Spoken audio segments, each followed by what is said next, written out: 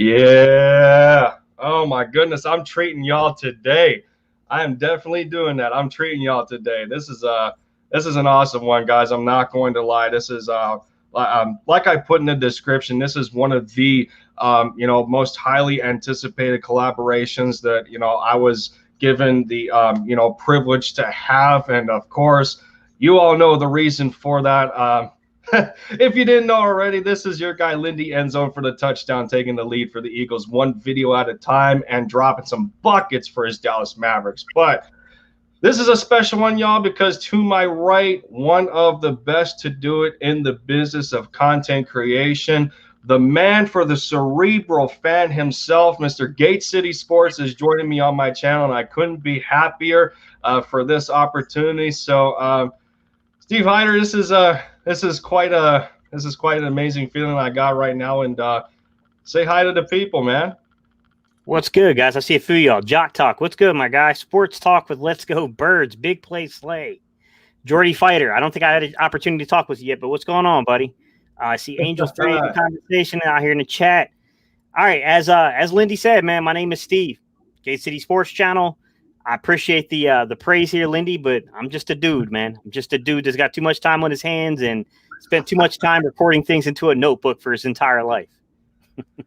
Hey, but I mean, we're all just, I guess we're all just dudes at the end of the day, but at the same time, we come together to do something that we love to do, and that's the most important part when it comes to this platform. And it's one thing that I've definitely admired in terms of your channel, is that the amount of intellect and dissection that you bring with your material in regards to breaking down a lot of the smaller fine details of this football team. It's impressive, man.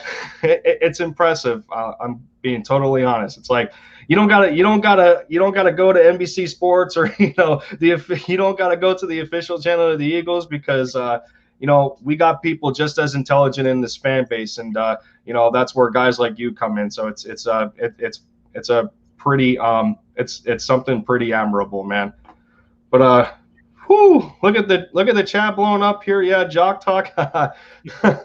I know. You're not gonna say Dallas. I know. That's how it goes. My fandom is weird, man. I know. Philly Sports Podcast in the building. Robert, good to see you, sir. Yes, sir, man. So we talked a little bit backstage, Gate, and bringing up some things and whatnot, and and as obvious being, saying how it's you're a fan of NC State and everything, and I guess, yep. I guess I have to know a little bit as to how you've come to grow close with NC State for your fandom, with living in North Carolina as long as you have. Sure. So for some of you guys that don't know my story, I know a lot of you guys in this chat, you guys definitely know my story. What's up, Philly Sports Podcast? I see Alcabier's up in here. How you doing, buddy? I got Eagles Uncensored. A lot of you guys, man. What's going on, everybody? So for some of y'all that don't know my story, I grew up in Newcastle, Delaware. So it's about 5 miles outside of Wilmington, Delaware, right by the Dell Memorial Bridge, guys. That's where I'm from, about 20, 30 minutes outside of Philly. I was like right around 8th grade, we moved to North Carolina. So I've been in North Carolina, guys, for over 20 years. I mean, give or take a little bit of time, because I was in the service, so that caused me to kind of bounce around. I know a lot of you guys probably expect me to be a UNC fan. They're lame, bro. A Duke fan, that's where the rich playboys go. Nah, man, I'm down to the salt of the earth, man. I'm with the Wolfpack, man, NC State. So what brought me into NC State, guys, is it's the culture around NC State's football team. It's got the whole underdog, kind of motto going for it. So, I mean, it feels so natural for a Philly fan to gravitate towards NC State, to be quite honest. It's definitely the smaller dog of the big schools around. And NC State's the bigger school. That's the crazy thing. NC State's like the 3rd largest school on the East Coast, only behind Georgia and Maryland in terms of student population. But what really drew me in from the sports side of it was Jim Valvano. I'm not quite old enough, guys, to have intimate knowledge of Jim Valvano. I mean, he died in the early 90s from cancer. That's why we have the Jimmy V Classic. man, that guy's in Raleigh, North Carolina, guys. I mean, he is hollowed. He's buried in one of the big cemeteries out here that host a lot of the mayors and, former congressmen and stuff like that. It's in Raleigh. It's Oakwood is the name of the cemetery, in case you guys are ever there. It's actually kind of cool to check that kind of thing out. But look, I mean, he was a guy that if you've ever had a chance to sit down, there's a great one. It's called Cutting Down the Nets. If you've ever had a chance to watch a Jim Valvano speech, you'll know immediately why I gravitated towards him. Small New Yorker, Italian guy, comes down to Raleigh, North Carolina, and has to blend into the culture here. Like, it just spoke to me, man. He spoke to me. Like, he's a big part and a big reason why I'm an NC State guy. I also went to NC State. So, I mean, that's got part of it, too. I mean, I finished up my degree at UNCG, but I did start off at NC State before I realized that you may love a school for its athletics. You may love the culture of a school. That doesn't mean that it's a good academic fit for you. That doesn't mean that it's that the programs that they offer in the particular degree track that you're looking to get into necessarily is a great blend. But there was no way I was going to sign on to UNC. Oh man, I guess it is what it is on my behalf. But yeah, man, Eagles Uncensored. You're taking words out of my mouth, man. Gates, you're a goat. Love your breakdowns and your knowledge you give. What you give is off the chain. Props to you and mad respect. And that's pretty much the vibe. I guess an unfortunate circumstance based on the story that you gave me, Gate. I am a fan of UNC in terms of strictly basketball. So I know, but listen, my fandom's all over the place. Baseball, it's Atlanta Braves. Basketball, Dallas Mavericks. Football, I'm going to bleed green, for the rest of my life. So that's the most important, aspect as to the theme of this stream. That's the most important. But yeah, no, when it comes to UNC for me, it comes down to two people, and it comes down to Michael Jordan, obviously, and it comes down to Vince Carter, like two of the biggest influences, and what brought me into basketball as a kid and playing up until today. Sometimes my knee has given up on me in a sense to where I can only play about once a month before my ACL flares up, and but it is what it is. So that's how that goes. Definitely. The next there, man. If you played for a while, you're gonna have lingering phantom pains. It's just the way it is, man. It only gets worse as you get older. I'm gonna tell you that now. So how it went was I want to say I was either a sophomore or a junior. I want to say I was a sophomore, like freshman going into my sophomore year. I was in a basketball league that was consisted of like 16 to 18. So that was the age bracket, and I was on the lower end at this time. So here's me at 16 playing with 18-year-olds that are some of them are like 6'2" to 6'5", and I'm one of the youngest and shortest guys. I come in at about 6 foot now, but at the time I was closer to like 5'10", 5'11". I didn't grow very much, and men are men are supposed to have this advantage of growing taller than women, but I stopped growing at about 14, so that was unfortunate on my part. But so it was in shoot around.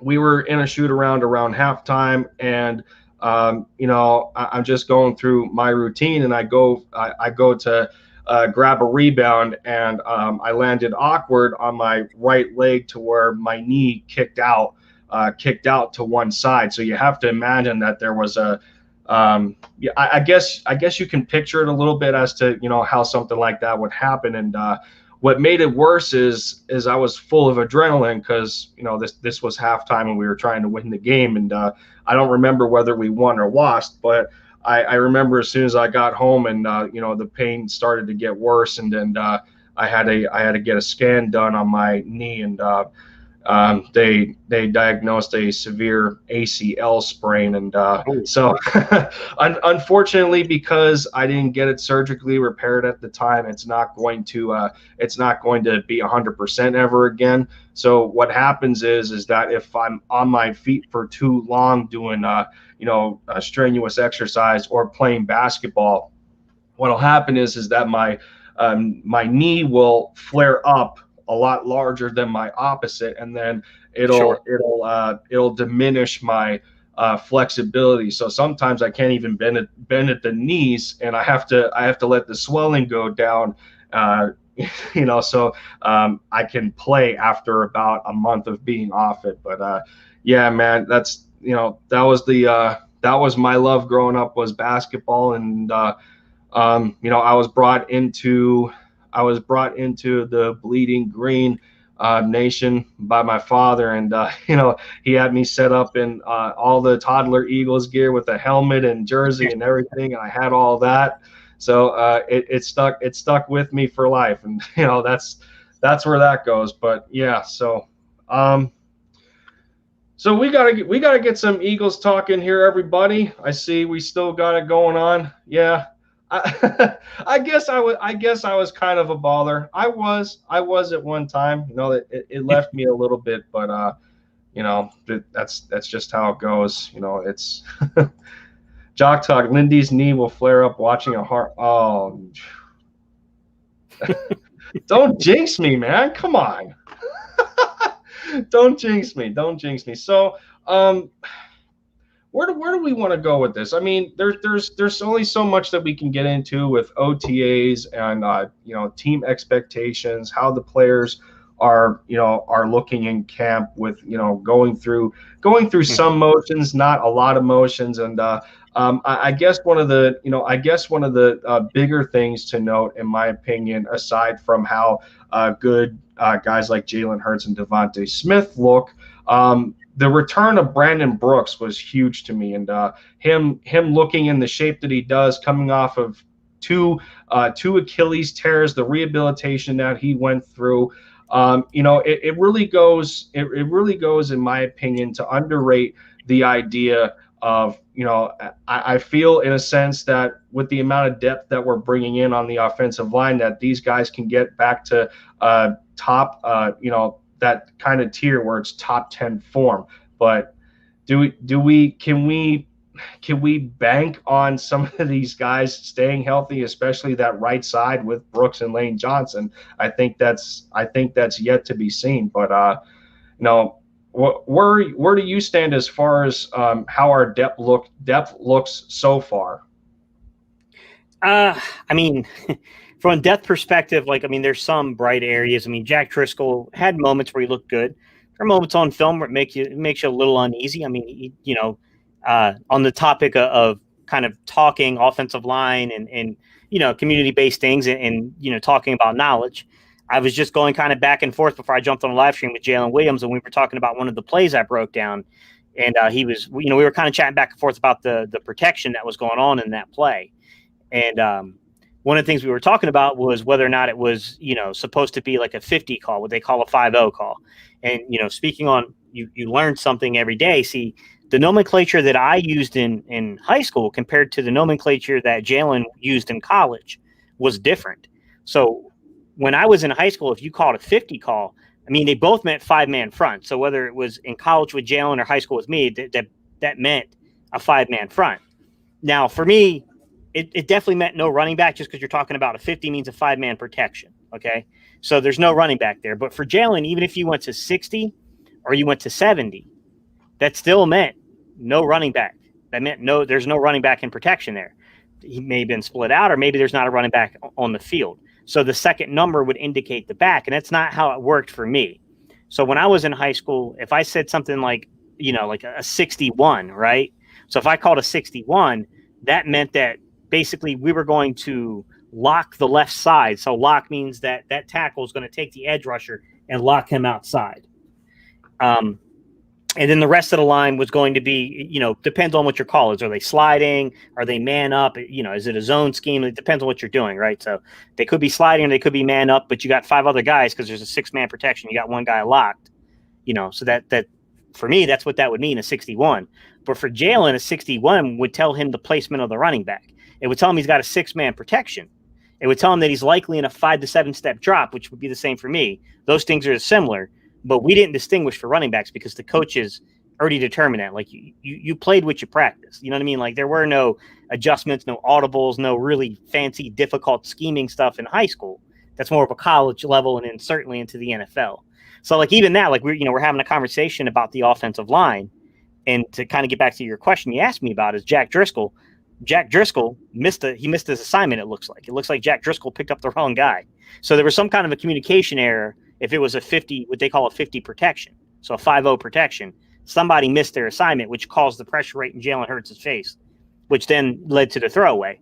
But the big kicker that we were discussing in this, offensive line play and quarterback play go hand in hand. Well, when you got a free rusher coming and you're in a 50 protection, a 5-0, you know that where the guy fills in. So if you're bringing 6, if they're bringing more than you can block, then that should determine where your throw goes. So that's a learning gap on not only a young offensive line, right? You got Nate Herbig at right guard that game. You got Jack Driscoll at right tackle, but you also got a quarterback that was starting his first NFL game. So, depth, I don't know. I like the talent. I don't know where the knowledge is yet, right? I mean, that's the thing when I look at the depth there is that I really like Jack Driscoll. I think Jack Driscoll will be pretty good. I think Nate Herbig took some major steps forward, right? But let's be real. Brandon Brooks and Lane Johnson are worlds above those guys. I mean, they're far and above those guys. The knowledge, the physicality of their play. But as you stated, man, Lane Johnson, he's been injured, man. 3 straight off seasons dealing with this ankle. Brandon Brooks, it's a little misleading because he has missed 3. He's missed games in 3 straight seasons, but 2 of those were kind of at the back end of the year when he kind of suffered his injury in the playoffs. So it's a little misleading, but still concerning because those guys are over 30. You then got your center, Jason Kelsey, who might be on the last year of his deal. He's probably done. I mean, after this, it's likely he's hanging it up. I mean, maybe he comes back, but I highly doubt it. So then you get into your draft picks. So now you're getting into your rookie. So, you got another concern here with injuries coming in with Landon Dickerson, who's an incredibly talented player. He played at a very complex offense at Alabama, so it's very pro-ready. So maybe the knowledge gap won't be as far as some other guys have to make up, but there'll still be a gap in knowledge, and there's still a question of injury. So it's a question mark. I like the depth, Lindy. I don't want to be too pessimistic, but I'm not going to sit here and act like there's not concerns with it either when you really get into the film of those guys. Yeah, to me it is a scary thought at the same time too when we talk about these injuries to these veterans and outside of a performance level on the field, like the amount of the value that they possess in just their presence alone on the line and the intelligence that they, that wisdom and that intelligence that they can bring down to help some of these rookies and these 2nd year, 3rd year, 4th year guys that are still on their rookie deal. That's invaluable to me, and to not have them on the field, it kind of diminishes, that role in a sense, to where, you can talk to them when they're on the sideline, but it's a big difference. It's a big difference when you're in the game playing alongside them. And, Sure.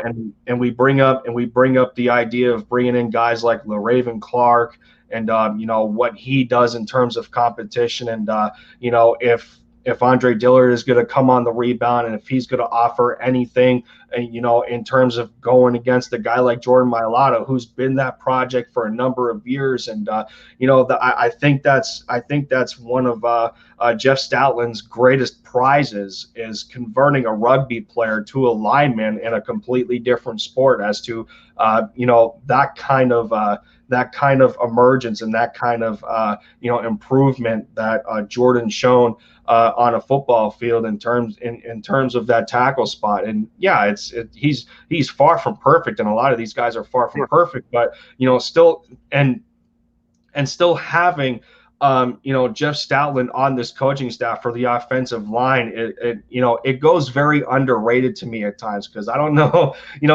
where would we be in terms of talent had we not have had Stoutland coaching these guys up. And but that goes to say at the same time too, is that there's there's still question marks. I mean, I look at a guy like Matt Pryor, like, what's going to happen to him? He hasn't given us a lot of good tape lately. I just brought up LaRaven Clark, and some of the fundamental little things that he needs to work on, stuff like that. So and we can talk about Jalen Hurts all we want, but as you said, offensive line play and the quarterback, it goes hand in hand. So it's kind of that pendulum swing where it's it's about having a perfect balance, and if it teeters one way, then your chances of success are going to diminish. Yeah, absolutely. And that's a big thing, because when they want to make, everyone says, hey, what do you think the record prediction is going to be? And it's like, well, I mean, there's a lot to consider here, guys. I mean, we're talking about installing right now. We're going through OTAs and we're going through the install, right? So coaching staff has an idea of what they want to install. They're getting the players on the field. They're getting, their chance to get the guys to kind of walk through some of the install that they're putting in, but then they'll make adjustments for camp based upon what they see in these OTAs as well. So, there's a lot going on here with new scheme, new nomenclature for the plays. So the nomenclature is going to it's going to change, guys. So what that means is that, what you call a play is going to change. So it's not going to be the same exact terminology for a play call. So, I mean, that's changing. There's little subtle differences. I mean, that's going to happen this year. What I will say is, if you were to ask me, like, Gate, can it get much worse than last year? Like, not much worse. That's for sure. Like, we were pretty bad last year, so it's not going to be much worse than the product we threw out there last year. So, I mean, I guess one of the positive perspectives is to look at is that even if we don't win as many games as some of us are hoping, I do feel like the product on the field will be better. And I think that's the bigger measuring stick for this year is, like, can we start putting together some positive film, right? Positive attributes, some positivity to take away from the season to feel like, what, now we've got the guys that are getting more familiar with the scheme, right? The coaches are getting experience because these are all young guys too. Now we might be able to add a piece here and add a piece there and, like, kind of reshape some of the financials, because right now the cap space is an issue too. That's another one. Like, I know a lot of guys want to go for Julio Jones, and I'm all for it, but you got to fit him in. I mean, how do you fit him in? He's $15 million base. Like, you got to figure out how you fit that guy in. I mean, you just brought up Julio Jones, so I mean, speaking of what Ramon's question, but yeah, as that, I guess, part of that segment with the offensive line gets finished, it's, and I just thought of it in the back of my mind. Well, we talk about this coaching staff, and we talk about this draft class, and we talk about these and all these new players coming in. It's nice to know at the same time that, with these new systems being implemented, everybody, it's like everybody is going to be lined up everybody's going to be lined up together at the start. It's like it's not like, this guy's at the start line and this guy's halfway through and this guy's already hit the checker. Everybody is going to be at the same point of hitting that reset button. I think that's one element that's pretty important to me in terms of where this team is going to go as far as learning. I guess, in a sense, a new offense. It's still going to be West Coast, but I think it's going to be a little more old school West Coast as opposed to what Doug Peterson used to run. And according to your breakdowns, Mag, you were pretty opposed to some of the setups that Doug threw on the field.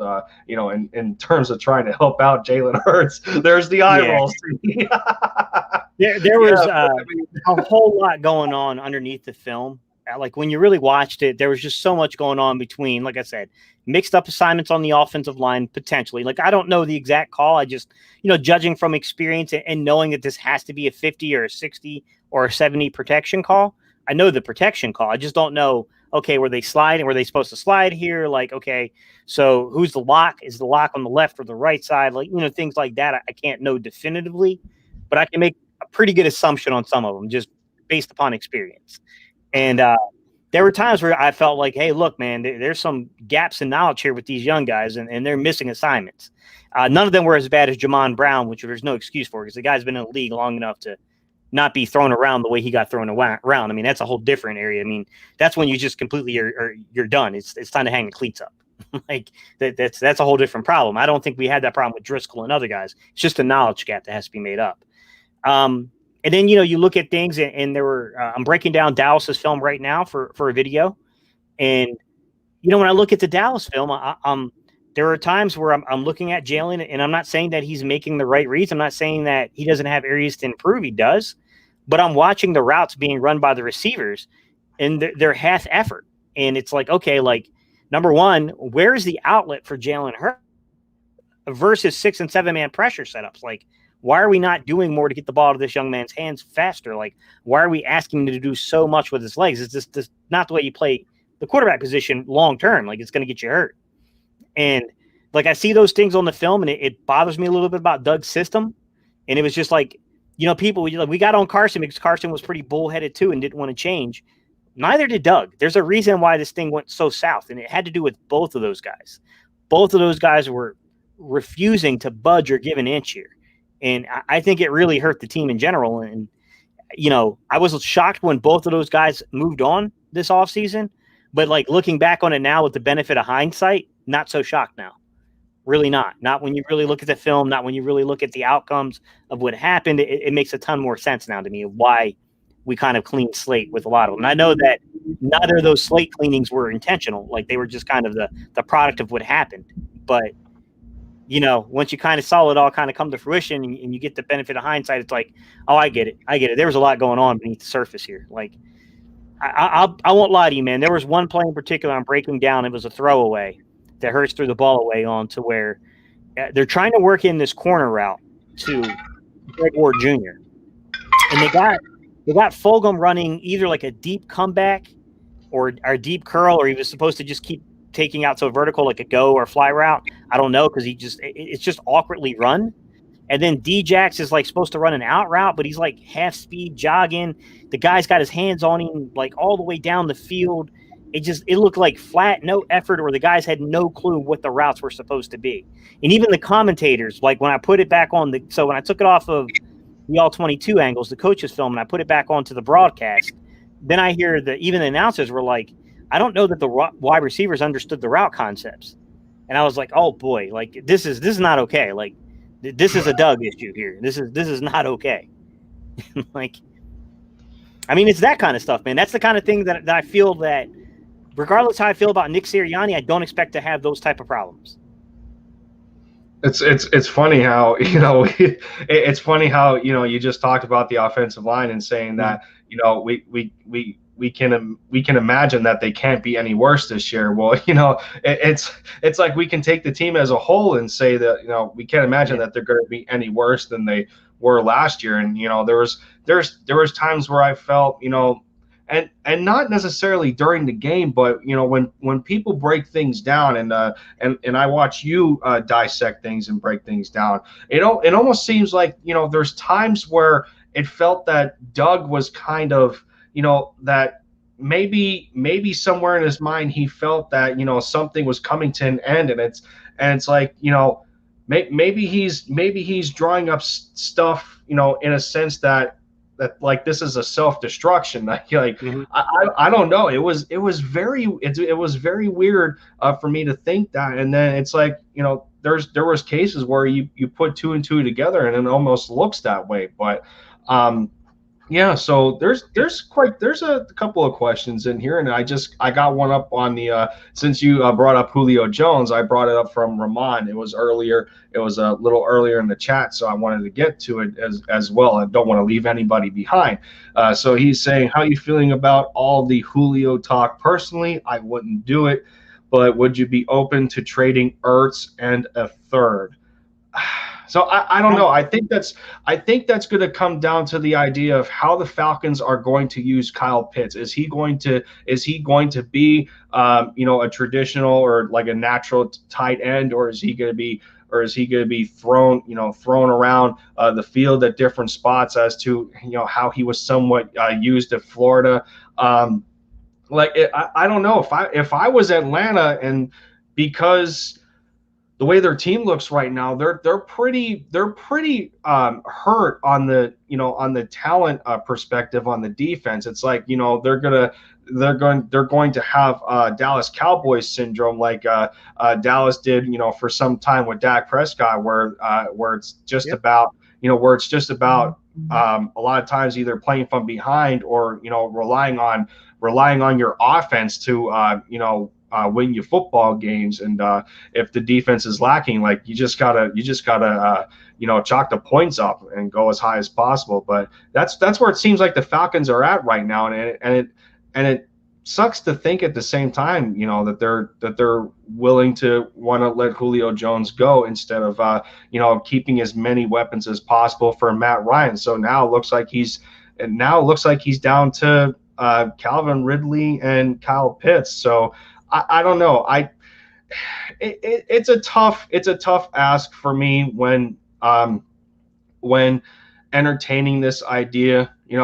For as good as Julio Jones is, and it's not a knock on him whatsoever. Like, we just got done going through this with veterans, and obviously the veteran receivers we had aren't to the caliber of Julio Jones whatsoever. I mean, Julio Jones is still, a top 5 receiver in the game when he's healthy, even at 32 years old. But he's coming off of hamstring issues. I just mentioned he's 32. His contract isn't the easiest to work with unless there's restructures involved. But yeah, I don't know if unless they have a defined role for Kyle Pitts, I don't know if they would want Zach Ertz, considering they also have Hayden Hurst from the Ravens, I believe. And it's going to be tough, because it's like you hear that they're willing to accept a second, but in reality, I would imagine that they would want to try and squeeze out a first-round pick. And I don't know if Ertz in the third equals the value that the Falcons would want for the receiver. Look, if that got it done and we could figure out a way around the money, sure. But I don't think that that's going to be that attractive to the Atlanta Falcons, just because if you look at them, they have Hayden Hurst and they got Kyle Pitts. So that's their 1 and 2. Then they have Lee Smith, who's more of their wide tight end, kind of inline blocking tight end. I just don't think that they have – I think they have what they want and what they need at the tight end position.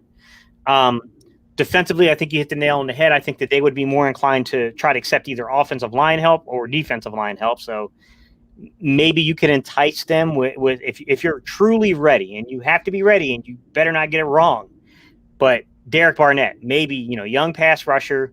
They're going to have to figure out his contract on their own next year, but, he's $10 million. They're still saving $5 million. Well, I say that, but maybe they're not actually saving as much money as I think, because saving money is still not quite the same, because I don't know the dead money on his contract. So let me see his dead money, and I can tell you if they would be saving anything. But $15 million is Julio Jones's base salary, guys. So, Derek Barnett is like $10 million. So on the face value of the base contracts, it does look like it's a savings, but you got to factor in the dead money, which for us, we break even on Brandon Graham, because it's a fully guaranteed now for Brandon, or for not Brandon Graham. I'm sorry, guys, for Derek Barnett. It's fully guaranteed now, because we kind of missed that date to get rid of him. So his dead money for 2021 is $40 million. His cap hit's only 23. So yeah, man, I don't think that that's a real possibility, because Atlanta's really, that they had their own issues with their cap space. So they would have to dump a significant portion of money right now to get rid of Julio. It would be a June 1st, so that would change it a little bit, guys. So they'd be able to split up the dead money over 2 years. So basically, when you do a June 1st designation, the way that works, guys, is simply put, this year you only have to pay the dead money that's due for this year on this year's cap. But then next year, you got to pay the remaining dead money throughout the contract. So that's why you get that initial savings. But if you look at it, like, it's going to cost them 17.5 to do a straight up trade. If they do it post June 1st trade, they'd save 200,000. Or I'm sorry, they would lose 200,000. Actually, they end up losing 200,000. So, I mean, that's a tough one, guys. I don't know that I buy the Julio Jones thing, just because I don't know that it makes sense necessarily for Atlanta per se. I don't know that they have the cap space to really work with all this. I think they're a little up against the wall too. I don't know. I just don't think it. I just don't think that that kind of trade, that the contract, the money that he has, I just don't know if that's entertaining enough, considering the numbers. And, not to mention, we just talked about the Falcons and how much of a defensive liability they already are. So it's like you would have to, you would either have to give them, like, if they're exchanging Julio, it's like, well, who are they going to ask for? Are they going to ask for one of our top skill position players? Is Jalen Reagor going to end up being in there? Is Devontae Smith going to end up being in there? No, I don't think so. But you have to imagine, the amount of flexibility that they're going to want in terms of the asking price. And it's just, I don't know, just like Jordy joked about and said, even if we get him, Howie is going to have Alshon flashbacks. I thought that was pretty hilarious, But and his contract is hefty, man. I mean, Julio Jones's contract, it's 15.3 just in base this year. It goes down to 11.5 in 2022. So if you're going to get out of the contract, it's in 2022. But then by 2023, if you keep him there, and by the way, he'd be 34 going into 23. You're looking at another $11.5 million, dollars here. I mean, I can't. That just seems really expensive to me. I don't know that contract, in my opinion, I'm not too sure that contract is really worth it. I think you would have to either get him to, now you're talking about restructuring. Once again, an over 30-year-old player, you're talking about restructuring the contract, kicking dead money down the road. I mean, eventually it's going to come back to get you in some form, in some shape, some way, or you're asking him to renegotiate it before he's traded or renegotiate upon being, arriving here. But the issue, like I said, the issue with Atlanta is they only got like $300,000 of cap space. So right now, this is an estimate. Only the front offices truly know the numbers. But the estimate is 337, so 337,851. And then now, mind you, we don't know what's going to go on with the salary cap next year, so it should increase. But as of right now, with what we're assuming the projected salary cap will be, they would only get $11.3 million. That's what they have even for next year. So. Atlanta's got it's got its own issues here with the salary cap. I mean, they couldn't even fit Ertz's contract in right now. And it's like, Eagles Uncensored puts it this way. He says, the only reason I'd be okay with Julio is just imagine the trio of receivers that we would have, saying it's scary if it could be done. And I mean, if you wanted to start a contest with the Dallas Cowboys as to who has the best receiving core in the NFC East, then by all means do it, please. But but at the same time, I mean, Julio, whether this was staged or scripted or not on Undisputed, when Shannon Sharp gave him a call on live TV, saying that he wants to win, and Big Play Slay puts it this way, saying Philly isn't the most enticing situation for a guy like Julio Jones, and it just comes in terms of that he wants to as a lot of players do, he wants a Lombardi, and I don't think we're in that kind of win now situation, being that we discussed the idea of us being in a retooling process instead of a rebuild, and for me, it's over the course of 2 years instead of just 1 year. When you factor in the amount of first round picks that Howie was able to acquire, from this year going into next year, working with 3. That's some pretty substantial value right now when it comes to the next class. Unless some of it ends up being trade collateral, who knows? But yeah, man. So Thomas Jones, good to see you in here, saying great stream. Both of you guys are top notch. Well, I would say Gate would take the cake with that. I didn't mean to make a soliloquy or a short poem there. They just rhymed. But P.S. Lindy, great Mavs win last night. Yes, it was. Yeah, them Clippers are looking a little overrated right now. I'm not gonna lie. I'm gonna stay on my high horse while I can. But Thomas Jones asks, what linebacker position will Kerrigan play? Is he going to play outside linebacker? Now, I did notice when Washington was still in a 3-4 before Ron Rivera came there, with Jack Del Rio as a defensive coordinator. I think that's when they transitioned from a 3-4 to a 4-3.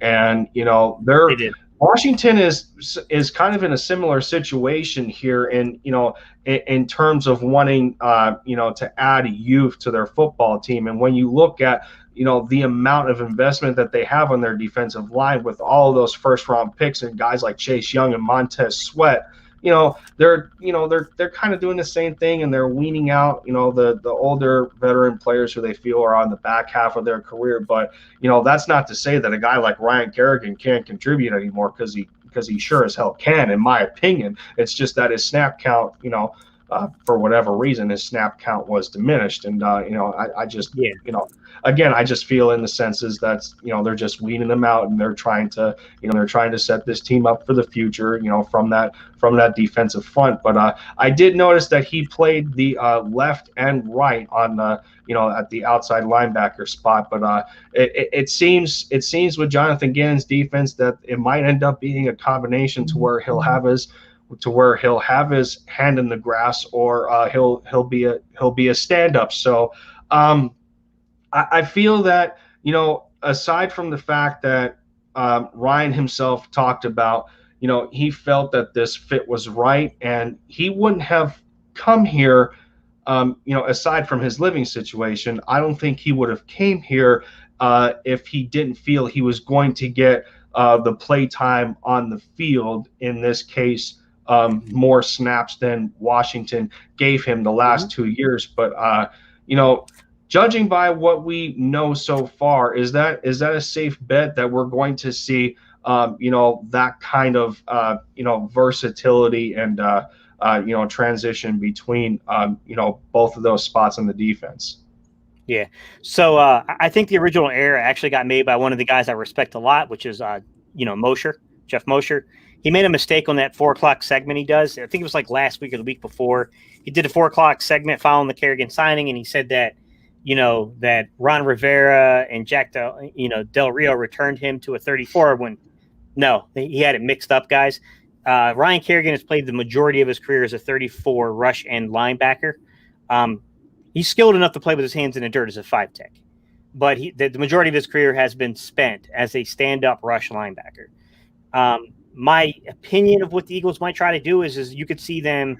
I mean, look, a lot of guys say they don't think we're going to be as odd front as much as people think, but I wouldn't put it past the Eagles to do some stuff with something like like an eagle front. An eagle front just means that your 2 defensive ends are on the inside shoulder of the tackle. So those are technically called 4-eye or 4 techs. And then you'll have a nose. So you'll have a nose tackle, a 0 tech, or a 1 shade. Or you'll see the Eagles play something called a 43 under, or in the sub package, a 4-2 under. Under front, guys, is just has to do with your nose tackle being lined up basically towards the tight end, so towards the strong side of the offense, and he's going to be normally tilted or stunted, so that just means shaded. He's going to be shaded. And then your 3 tech would be on the weak. He'd be on the weak side of the offense this time. So it's just flipped over from where the over would be, a 43 over defense, where your 3 technique is on the strong side. Basically, when you play a front like that, you need a very strong Sam linebacker. I think Mosher and Kaplan did a good job breaking this down. You have to have a strong Sam linebacker to defend the run against that, and you need a guy that can really beat up a tight end at the line of scrimmage and really disrupt the timing of a pass. So basically, if you played him as a Sam linebacker in like a 43 under or a 4-2, 4-2-5 under, basically what he would do is if he drops back and he's not a pass rusher in that situation, he's just basically guarding the flats or basically the hook in that area, guys. It's not it's nothing crazy. You're just falling back into a zone and playing your zone, and then you're beating up any running play that comes your way. Basically, you have to be strong. You have to be powerful. Think of you guys remember Chris Gokin? Think of a much better version. That's kind of the role he would play. A much better version of that. I mean, that's how I do it. Because it threw me off, and I apologize for cutting you off, but it threw me off.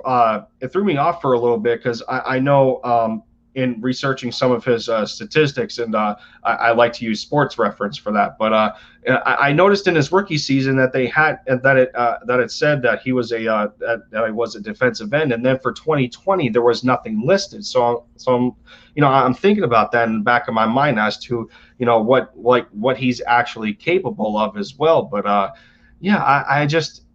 I just wasn't sure in that regard, because I heard when Mosher, when Mosher and Kaplan were talking about it, they made it seem like the Eagles could either make him a linebacker for certain packages, or he can rush the quarterback as a defensive end. Yeah. So sometimes when they list these guys as rookies, they just list them wrong because they're going off of what the draft grades had them as, the draft profile places. You got to remember, Jim Haslett was their defensive coordinator his rookie year, and Jim Haslett is like a tried and true 34 guy. Like, he's capable of playing 5-tech, and he's probably going to play some 5-tech here in Philadelphia. I have no doubt about that.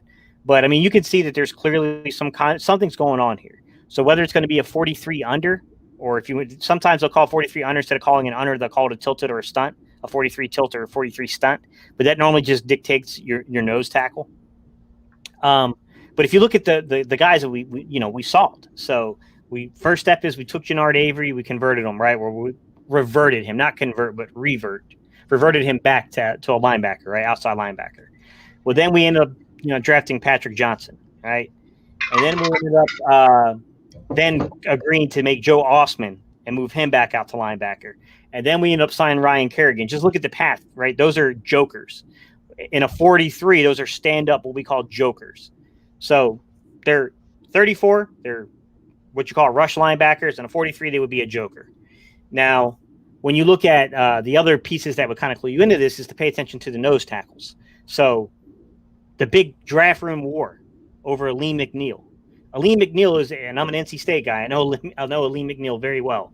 Aleem McNeil is a very true nose tackle, very gifted athletically. I'm not too sure that the film really supports that kind of a high draft grade either, even though I'm a huge Aleem McNeil guy, because I do think that guy for a 300-pounder is pretty remarkable. He's a very athletic guy. But they missed on Aleem McNeil, and then they take Milton Williams, who, to me, Milton's a little undersized to be really inside, but if you're going to play him tilted or in a stunt, to where basically he's going to be shaded towards the opposite 3-tech, so he's going to be shaded towards the center, but his eyes are going to be on that opposite 3-tech, and basically all he's doing is he's beating the center off the snap. That's a good role for Milton Williams, who's got a really good initial pass rush. Now, 2-gapping, no. Like, they're going to take that guy and move him to the sideline without much problem. He's just not big enough for that. But in the tilted scheme, I could see Milton Williams making a ton of sense.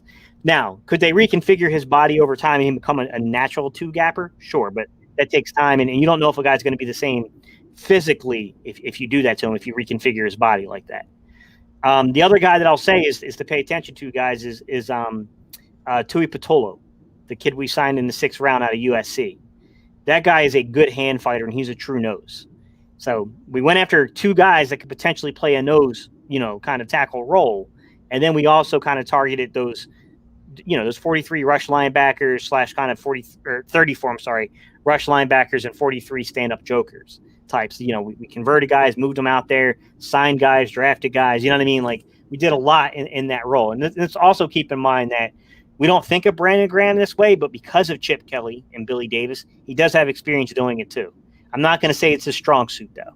I think he's much better as a 5-tech and bouncing inside as a 3-tech on pass rushing downs. But, there's plenty of guys that we have on this defense that can do it. Yeah, and you brought up Milton Williams because he's really interesting to me. And if I read correctly, I think it's been said that coming into his freshman year at La Tech, he came in weighing only about 230 pounds in that transition to like a DE to a tackle. So I'm wondering in that regard, like, how much variety he's really going to have, in this defense based on his athleticism and his commitment to that kind of a weight change. To invest into a different position. It's he's going to be he's definitely going to be pretty interesting and one to watch, in my opinion. Where he's but I will caution people. It was not a natural transition from 5-tech to 3-tech for Milton Williams. It was done out of necessity because of the COVID season. So they kind of didn't have a choice but to ask him to play the role. He's really a 5-tech guy, but I think my assumption off of what I see here is I that the coaching staff, in particular, I think our defensive line coach Tracy Rocker saw that initial pass rush, saw the fact that if you can get a guy that's just, a lot of centers are not going to be the 325 pounders that are going to just blow you off the ball. So now you got a kid that has a really good initial pass rush move, and he understands that, okay, I have to win with leverage. If I don't win with leverage, I'm going to lose on the inside. So I think that's what they're kind of looking at. And I think, and I don't think he's going to be always a nose. I'm talking about special kind of, plays where you want to get that really good initial pass rush. You move them inside. But me personally, I think you're going to see him play a lot of 5-tech. I do. I think that's where he's natural. I think he's got to develop a second pass rush move. I don't think it's there yet, but his initial pass rush move. And it's kind of funny because I like Teron Jackson a lot. But Teron Jackson has a really bad initial pass rush, but a really good secondary pass rush move. But then Milton Williams has a really good initial pass rush move, but lacks on the secondary pass rush. It's kind of an interesting juxtaposition between those two guys. If you just take them and combine them together, you got the perfect pass rusher. That's it. It's an awesome contrast, but it's not ideal in terms of in terms of guys being on different pages in terms of development. And we brought up this linebacker position now, and it's crazy to think of how many bodies we have at that position right now. When you consider that versatility, aspect of some of these guys that we brought in from the draft class, and guys that reverted back when we talked about Jannard Avery, and then we hear Joe Osman. I think Joe Osman's trying the linebacker position now. So. So as Jock Talk is asking who we think which linebacker will have a breakout season, and I don't know, because we have to determine first who those who the top three I feel that are going to be. I mean, we have to imagine Eric Wilson's going to be, I guess, the top of that totem pole because of the familiarity with Jonathan Gannon's defense coming from the Minnesota Vikings, and you can well argue the same in the secondary, for safeties with Anthony Harris. But it's like who are we really going to put under Eric Wilson? And, it feels like the consensus is going to be guys like TJ Edwards and Alex Singleton. But, with as many projects and question marks as we have behind him, it's like, we still have to, figure out the next group, especially when you hear guys like Jonathan Gannon talking about, whoever suits up on game day, you're going to play. So we have to. It's like we have to get these other guys prepared, and I don't know. That's where I'm at. I don't know who's going to be that next group after the three in Singleton, Eric Wilson, and TJ Edwards. So, I don't even know that TJ Edwards is a lot, to be honest with you. I like TJ Edwards, and I do think he's a very underrated player for the Eagles. I really do, but I also think he's in the same exact situation as a Greg Ward Jr. He's in the right spot at all the right times, but you're always going to try to upgrade over a guy that is athletically limited. And TJ Edwards, unfortunately, is a little athletically limited. I think that Sean Bradley is the guy that could potentially unseat somebody like that, just because Sean Bradley is a guy that played a lot of will, that can play Mike. But we also heard, Jonathan Gannon said in his press conference when they kind of talked a little bit about Eric Wilson. He said Will and Mike. So, it does make you wonder about TJ Edwards' fit, how many snaps he's going to get. I mean, he's not costing you much. He's still a solid run defender. Believe it or not, he was one of our better coverage linebackers. It's not because of athletic traits. He's not lining up against tight ends very often. He's not lining up against slot receivers, anything like that. He's mostly picking up running backs and stuff like that out of the backfield. But when they put him in man coverage situations there, he actually graded out really well. He was right there with Eric Wilson in terms of man coverage grade. The thing is, though, is that, like I said, he's limited, man. You're not going to ask this kid to flip his hips and turn and run. It's just not, it's not really his game, although he's gotten better every year. He started off his rookie year and he had that really great game in Buffalo as a run defender, where he was just absolutely, flowing and filling right down into his gap assignment and really made it tough on Buffalo to run the ball in that game. I thought that really kind of set a little bit momentum behind him from the fan base. And then last year, we weren't special at linebacker. It was pretty bad. But, if it wasn't for all of us talking about Alex Singleton, I think TJ Edwards would be getting a lot more attention than he's getting. And to be honest with you, I got some concerns about Alex Singleton because when you look at his average depth of tackles, they're not good. Like he's getting pushed off the ball. If I remember correctly, I think Alex Singleton was fairly good in zone coverage. I think he graded okay there, but he was pretty bad in man coverage. When they graded him out, he was not great in that. But he's athletic enough to do it. So sometimes it's about looking at the traits and saying, okay, all the traits are there. If we can just teach the technique, he's got the physical traits to do it. So I think that's where, they look at a guy like Alex Singleton and they say like, okay, like this guy, he's sticking around the roster for a reason. It's because he's far more athletically gifted than a lot of people thought at first. And I think he's a guy that, you look at Alex Singleton, I think he's a guy that could take the big jump. Davion Taylor, I would love to say it's going to be him, but he's got to show it on the field. I can't. The guy looked really lost last year when he got into games. Like the game speed was way too much for him.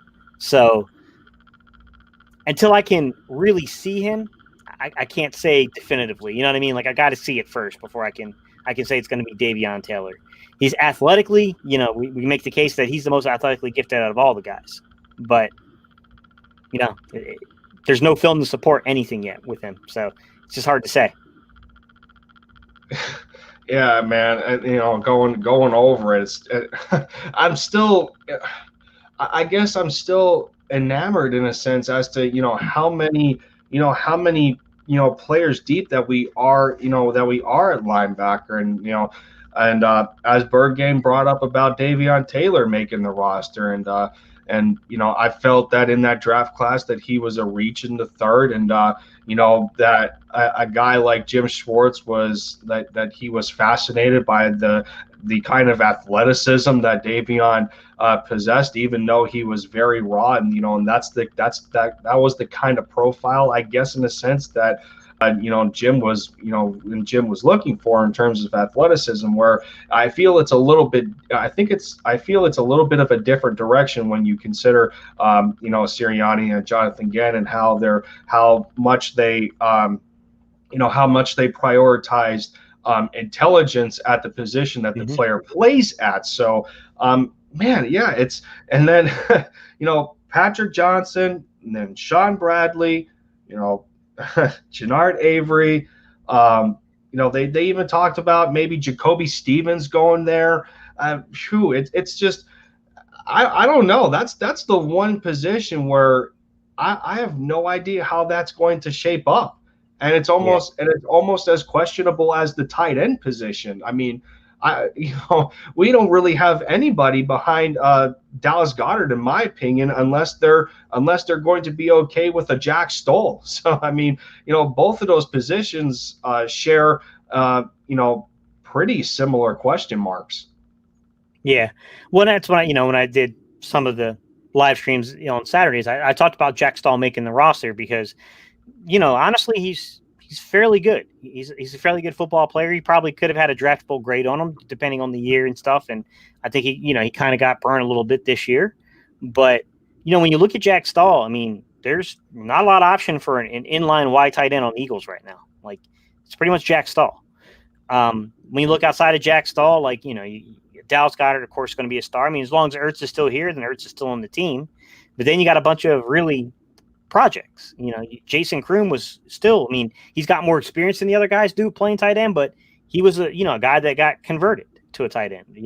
Hakeem Butler's going through the process of being converted to a tight end.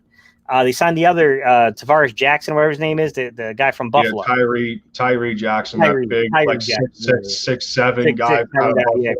Former quarterback. Yep. Yeah, he's another guy. You're talking about converts, people that are being converted to the position. So, I mean, we all have those dreams and those fantasies of having those guys do that, but until they can do it on the field, it's just, us kind of wishing that the physical frame of the players add up because, Tyree Jackson has a huge wingspan, man. I mean, that guy would be a nightmare if he actually learned how to play the position. I mean, same thing could be said for Hakeem Butler, another guy, big wingspan, I mean, definitely, like, it would help. But I'll also say this is I know that we're going to run some 12-man personnel. I mean, Indianapolis did that as well, but it's not going to be what we're used to with Doug Peterson and what happened with Ertz and Goddard. Because even before the Goddard signing, we weren't this dominant in 12-man, even with Brent Selleck and stuff. I mean, we did it from time to time in that 2017 season. It's not like we were foreign to the concept. We had Trey Burton, we had Brett Selleck, we had, Zach Ertz, almost said Goddard, Zach Ertz in that Super Bowl run. Like, we had those guys, but you know what I mean? Like, it's still, though, it was the acceleration of that into 2018 with the Goddard. And it also happened due to injuries in 2018. If you guys remember, Alshon Jeffrey started off injured. And then we kept taking injuries and had little nagging things at the wide receiver spot. We ended up having to trade, and we know the whole situation there with Golden Tate and not knowing how to use them. And then they just kind of they just kind of fell into like playing Goddard and Ertz on the field at the same time, and they didn't look back from 2018, 19, and 20. Yeah, that's right, Jordy. Yeah, Caleb Wilson as well, who came over from Seattle. That's, and I don't know. I have my talking about tight ends since we switched so quick from offense to defense, and we'll get back to defense. But I just wanted to bring up a comparison that I had in the back of my mind in terms of question marks. But it's like, and I'm under the assumption that Zach Ertz is not going to be here, and I think that's a fair assessment right now. But and I look at Dallas Goedert, and sometimes I wonder,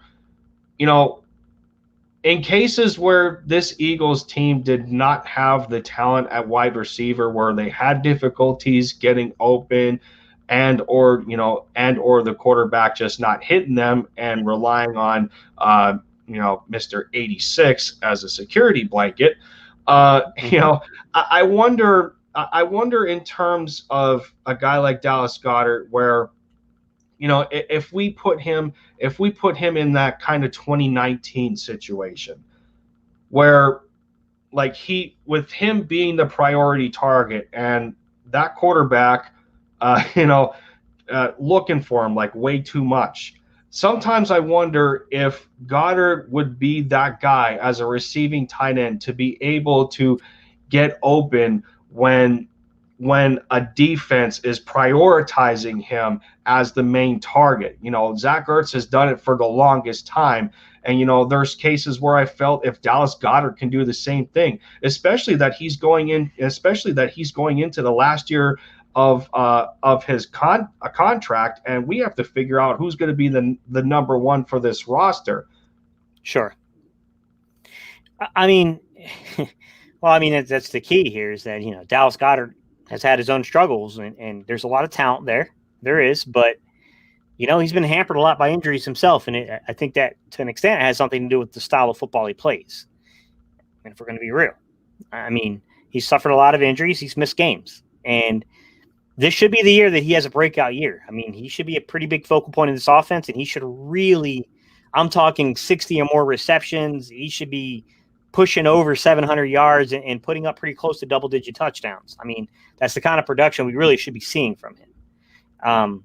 I think anything short of that, I mean, we better have breakouts at the wide receiver position that bring down the total yardage. I still think he needs to be around 60 receptions, but, I mean, look, if we got 2 or 3 receivers that are all over 500 yards receiving, and then, then I can say, okay, 500 yards out of Goddard from the tight end position would be acceptable in a spread the ball around kind of concept, especially if Miles Sanders or Kenneth Gainwell and those guys are closing in on 500 themselves from the running back position.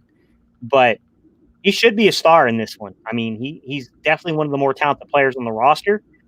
If we're getting what we think we're going to get from, Fulgham being consistent, if we're getting what we expect from, Devontae Smith being the playmaker we think he's going to be, and Jalen Reagor being, this versatile kind of utility knife that the coaching staff thinks he is, then that should open up opportunities for guys like Goddard. That should open up opportunities for guys like Miles Sanders and Kenneth Gainwell and those guys. So, I mean, we'll have to see. But, I mean, it just feels like everyone should be kind of playing off of each other. Yep. That's that's exactly what I was. That's exactly what I was just thinking of. In that regard, because it's like we're thinking, well, this is the breakout year for Miles Sanders, and this is the breakout year for Dallas Goedert, and this is the breakout year for Jalen Reagor, and some other year two receivers. Like some people want Quez Watkins to break out, some people want John Hightower to break out. So when you consider the idea of it's been a while since we had an offense work as a well-oiled machine. When you think about the kind of what's the word I'm looking for? Like the kind of productivity at the tight end position, and then you think of the productivity at wide receiver, and then the running back. When you got that circle clicking, it it's been quite a long time since we had those three phases, on the same page, and that you can rely on all three different spots to give you production on offense. So, and that's the other thing that was the contrast that I brought up to myself when we were talking about Dallas Goedert, is that, well, the struggles that the offense went through with overusing Zach Ertz. Part of that was because that the receivers weren't that they weren't up to par in the production for the quarterback to trust them to get open, or in certain defensive coverages on the field, whatever it was. But now it's looking like it's a different situation where you got Devontae Smith, which is a massive impact player who we hope is going to be that kind of no nonsense, like strict discipline alpha type of receiver that's going to, and barring this is as a rookie, but we're hoping that he's going to carry these guys and set an example for some of the year two players, and create a unison that way. And what is that going to do? That can only benefit the tight end, because that's just more players on the field that you have to account for in terms of defense. So yeah, there's offense and defense just have a bunch of questions in that regard. But if for me, I'm concerned about the defense more than the offense, in my opinion. Especially the especially the cornerback position. So, and Nikki Cunningham also brings up a point in saying, I don't think going forward we will be a tight end centered offense as we have been historically. I'm confident that it will be wide receiver centered and successful. So I mean, yeah, I guess to me it's just all going to come down to how well this coaching staff with Nick Sirianni and that kind of that collaboration, and that collaboration of guys between Nick and Shane Steichen, and the ability that Sirianni has intellectually as a head coach, being a former receiver and working with Aaron Moorhead, and getting these guys up to speed to where you have that potential of trusting more players to make plays for you when you're the quarterback, in this case being Jalen Hurts. But yeah, man, Philly the podcast, Joe Castro in the building. Good to see you, man. What's up, Jeff? Man, Gate, time flies when you're having fun. No doubt. We still got 6 people in the chat as of right now. It just went up to 7.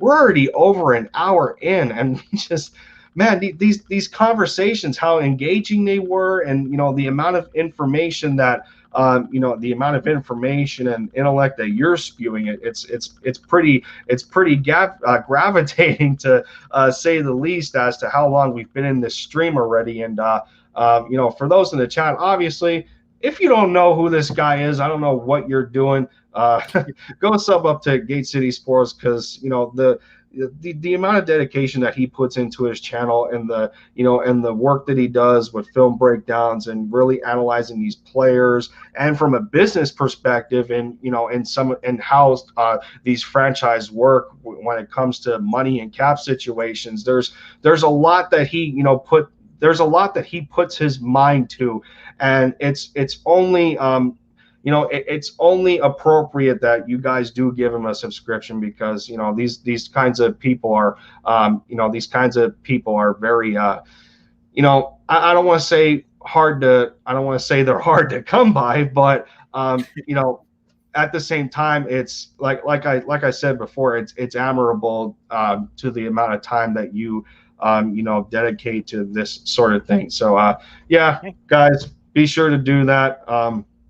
Both of us, both of us would appreciate it, because I appreciate Gate as well. But so yeah, I mean, yeah, like I'm saying, in terms of this defense, man, this corner position, and I know there's kids in here that want to, you know, that they want to exert, you know, the potential that they may possess. And you know, we bring in a guy like Josiah Scott, and you know, we talk about Michael Jaquette, and Kevon Seymour, I think, is still here. And you know, Blake Countess is gone from the Josiah Scott exchange and that trade. And you know, Avonte Maddox talking about in his presser that you know, he's so energized with this new coaching staff and learning under his new defensive backs coach, and having a intrigue in Jonathan Gannon, that he wants to learn and he wants to know as much as possible, to where, you know, he's kind of to where he wants to build on his versatility. And yeah, you know, some of us may feel that he was best at the safety position, especially in his rookie year, where a lot of his best grades have come from. But you know, I don't know, because he, in his presser, he didn't really talk about the safety position, and he only talked about playing as an inside or outside corner. So I don't know. I don't want to say that raises a red flag for me. But I am concerned in terms of what they want to do with a guy like Avonte, because we're still, let's just face it, we're still in desperate need of at least 2 outside corners. So I mean, do we have, you know, do we really have anything to look forward to outside of Darius Slay right now? I mean, it's a great question. I mean, look, scheme can do a lot for you as a corner, don't get me wrong, but at the end of the day, when you're 5'9", you're 5'10", you're matched up on a 6'3" guy, there are limitations. Like, don't get me wrong, the scheme can help, okay, but there are certain limitations.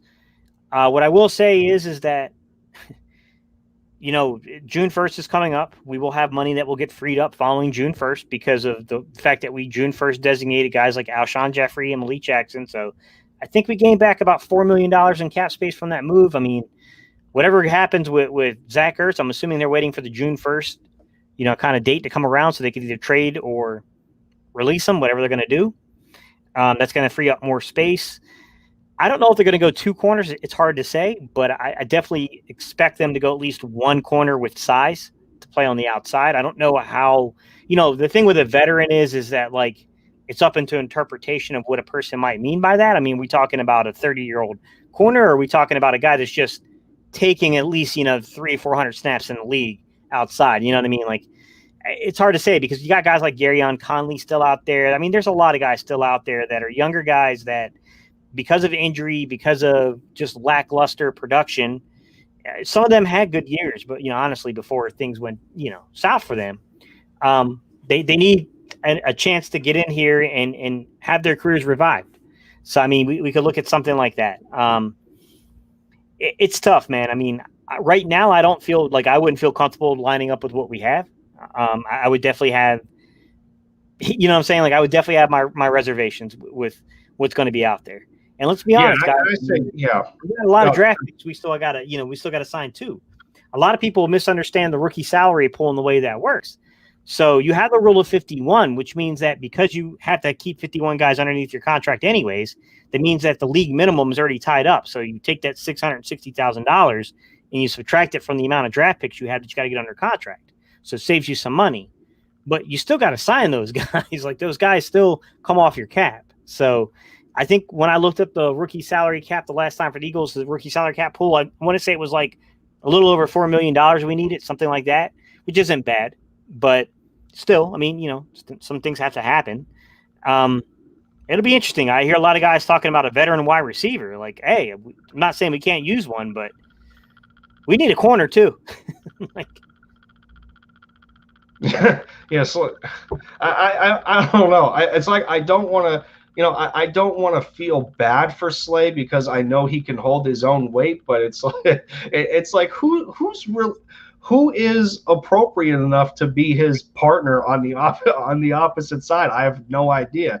And I say two outside corners in regard to saying that, well, it doesn't feel clear cut that that other outside corner is on this roster unless they want to throw Jaquette or Zach McPherson out there, which doesn't seem ideal to me because they both need development, on those terms. But it's just, man, yeah, I don't know. And this was another thing that was brought up, because I know Lord Brunson talked about it a little bit, and Jock Talk showed it up in here. Like, can a guy like Kevon Wallace play corner? Like, I don't know. I don't know if the Eagles would be in the kind of position to do that anyway, because our depth, I think our depth is a little worse at safety than it is at corner to begin with. So I don't know. That seems to me like it's a, that it's like a subtraction by subtraction. It's a double negative unless you bring somebody else in here. So I mean,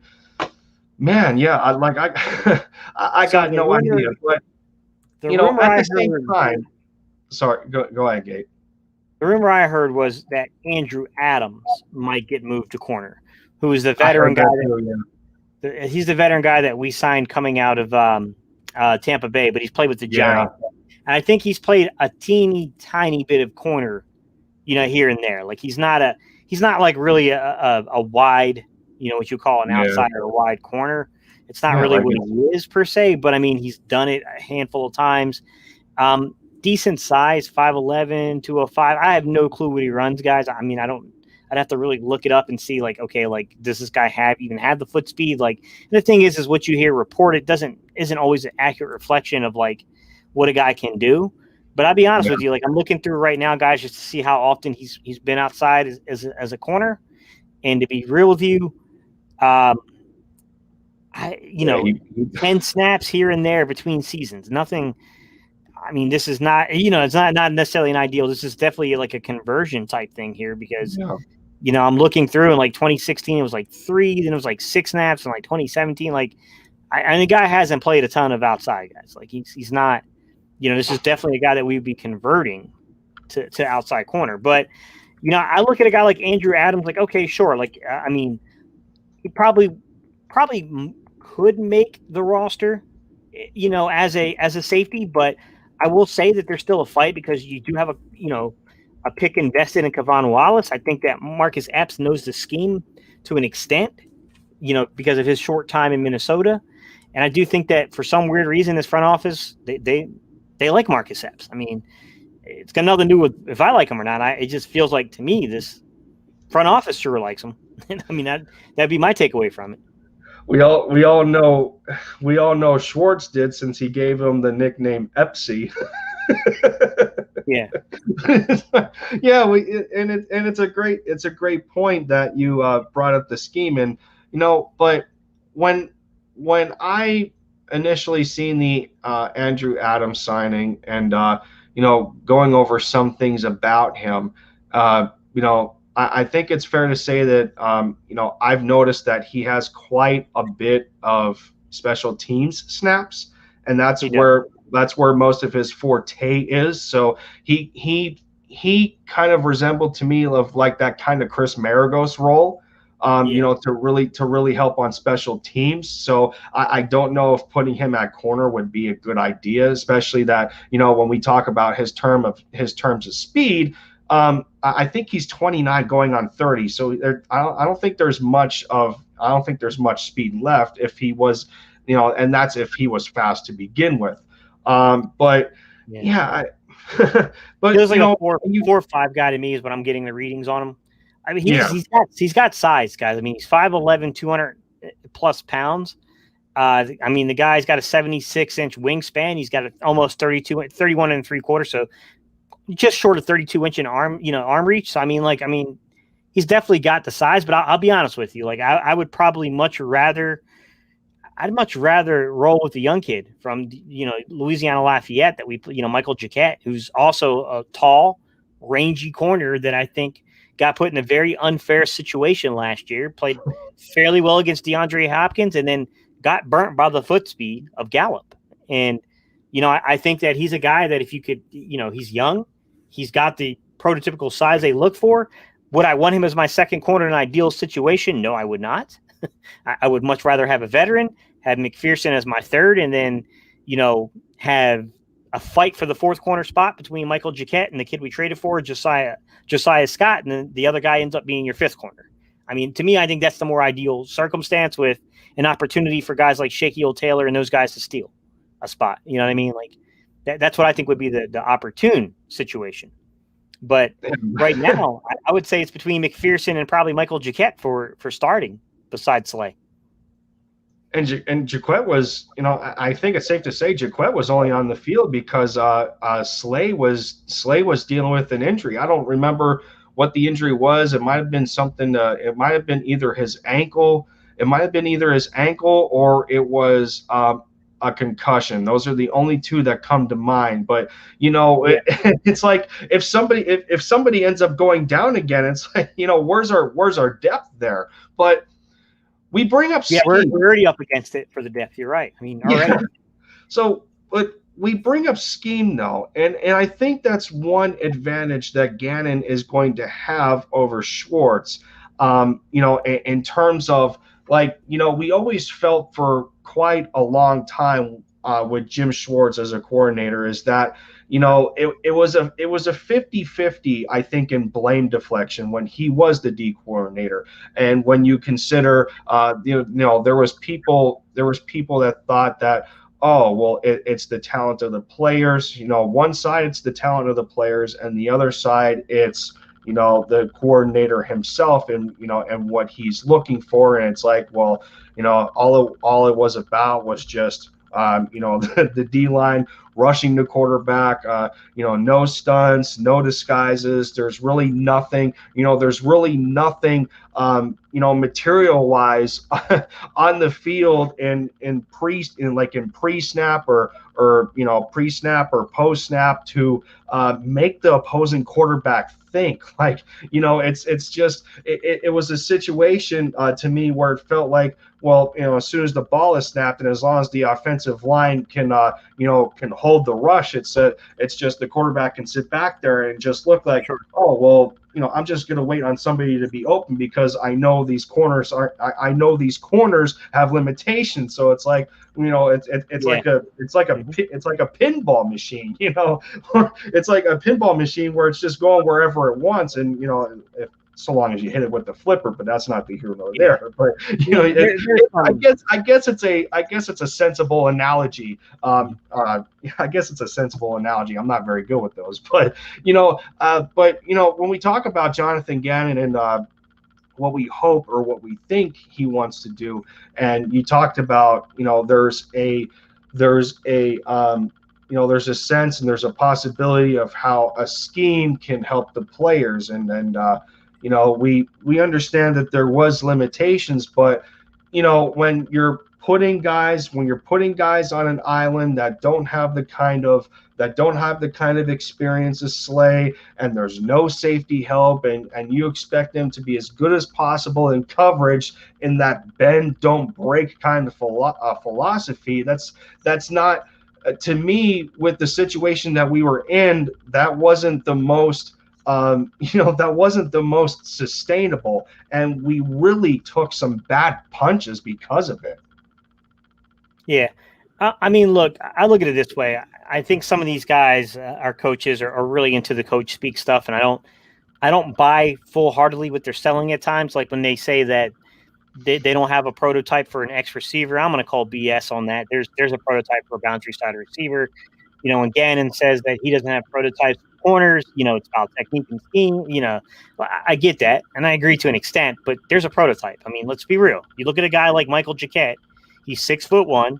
He's just under 200 pounds. The guy has an 82-inch wingspan and like 33.25-inch arms. Like, that's a boundary side corner. That's a guy that plays against the bigger, more physical guys, and he's got a little foot speed to him. Jaquette does. I think he timed in, I want to say it was like a 4.42 at his pro day, which pro day or hand timers, guys, you got to add some time there. I'm going to say he's mid 4.4s to high 4.4s is his real foot speed. So he's got adequate NFL speed. But, you know, that's a guy that, you know what I mean? Like, then you look at a guy like Avonte Maddox, he's like 5'9", right? I don't know. I don't have it off the top of my head, but I'm going to say he's probably about 72, 73 inch wingspan is what I would probably take a guess that Avonte Maddox is, just, you know, coming off the cuff with it. Like, that's a guy that, you know, you play either as your nickel, maybe you can play him as a safety, and on occasions you could bounce him outside to play as an outside corner on occasions, because he is very good at mirror and matching the movements of a receiver. He is pretty good at that if he understands what his responsibility is and he's not confused. But that's not a guy that I want lining up against Julio Jones. On the note of Julio Jones, I don't want Avonte Maddox up against Julio Jones. I'll take my shot with Michael Jaquette there over Avonte Maddox. I'd rather have the young guy get schooled by the old veteran, but not have the physical limitations, than a guy that's playing technique properly, but he's just physically limited and he's not going to be able to stop a Julio Jones at a contested catch. Yeah, like, you know, I can improve a guy's technique. I can't make Avonte Maddox any taller. There's nothing I can do to make him taller besides give him, like, I don't know, maybe some lifts in his cleats. I mean, that's the only trick I know. Like, he's not getting any taller by any other method. Your guess was pretty close in Avonte's wingspan. He's actually shorter. He comes in at 71 3/8, arm length of 29 and a half. You know, his 40 time came in at a 4.39, and yeah, but you know, there's a difference between, you know, obviously there's a difference between a 40 time and a game time, like a field time. You know, when you when you put the pads on and you put, you know, how much that weight you know, weighs down on you. So I mean, yeah, exactly. And like an Avonte Maddox on a Gallup or someone like that, there's a size difference, but Gallup's not a high point guy. So I mean, like, Gallup I could understand. Like, Gallup's more of like, is Avonte Maddox out there running blind and doesn't know the defensive call, and, you know, and now Michael Gallup's going to take advantage of him. That's one thing.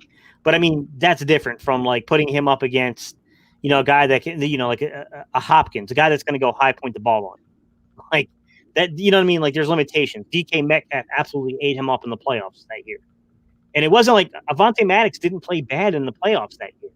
It's just there's physical limitations. At the end of the day, he's not going to be DK Metcalf's physical stature. He's just not.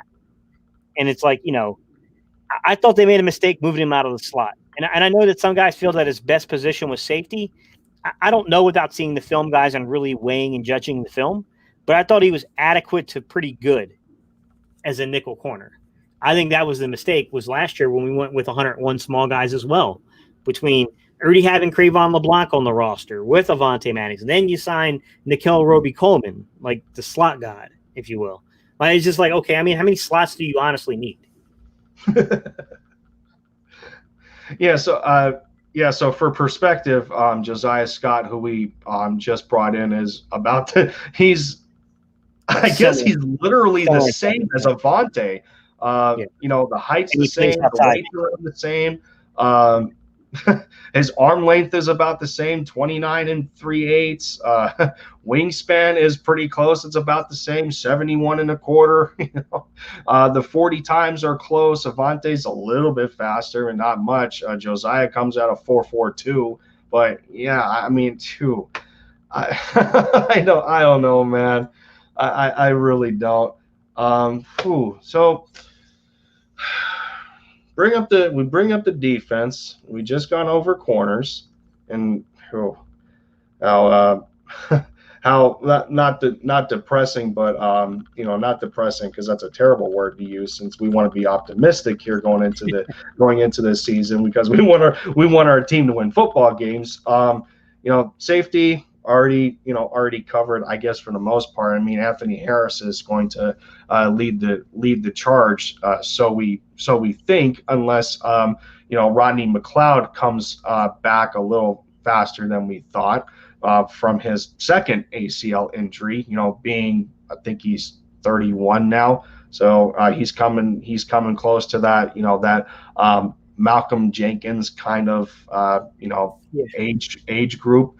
Where do we want to go from here? We're already about an hour and a half in, and we I said again, time flies covering a whole lot with this football team right now, and you guys are really killing it in the chat as well. 7 people still in here hanging out with us. It's I'm massively appreciative of that. Shout out to everybody that's still in here. Big Play Slay and Jock Talk. His official measurements from his pro day were 5'11". He came in at exactly 5'11", guys, and 195 pounds, 30.63 inch arms, 9.88 inch hands. They don't really do wingspans on these, especially for running backs, but that's what his official pro day numbers came in. I'm going to guess he's about 5'10", 5'11". I mean, Jalen explained why some guys measure in a little higher than others. And one of the live streams that I did, where he said that, when school measures you, sometimes they don't really factor in how tall your hair could be and stuff like that. And they may, there could be some discrepancies in how they measure you with socks on, socks off, shoes on, shoes off. Schools can be varied in that. So I don't think he's going to go from 5'11" on a pro day result down to 5'8", guys. I think it's a little too drastic. But I mean, could there be some trickery there with, where are they measuring the base of the skull, where they, stuff like that? Sure. I mean, maybe he's really 5'10" and not 5'11", but I don't think he's going all the way down to 5'8" based upon those measurements.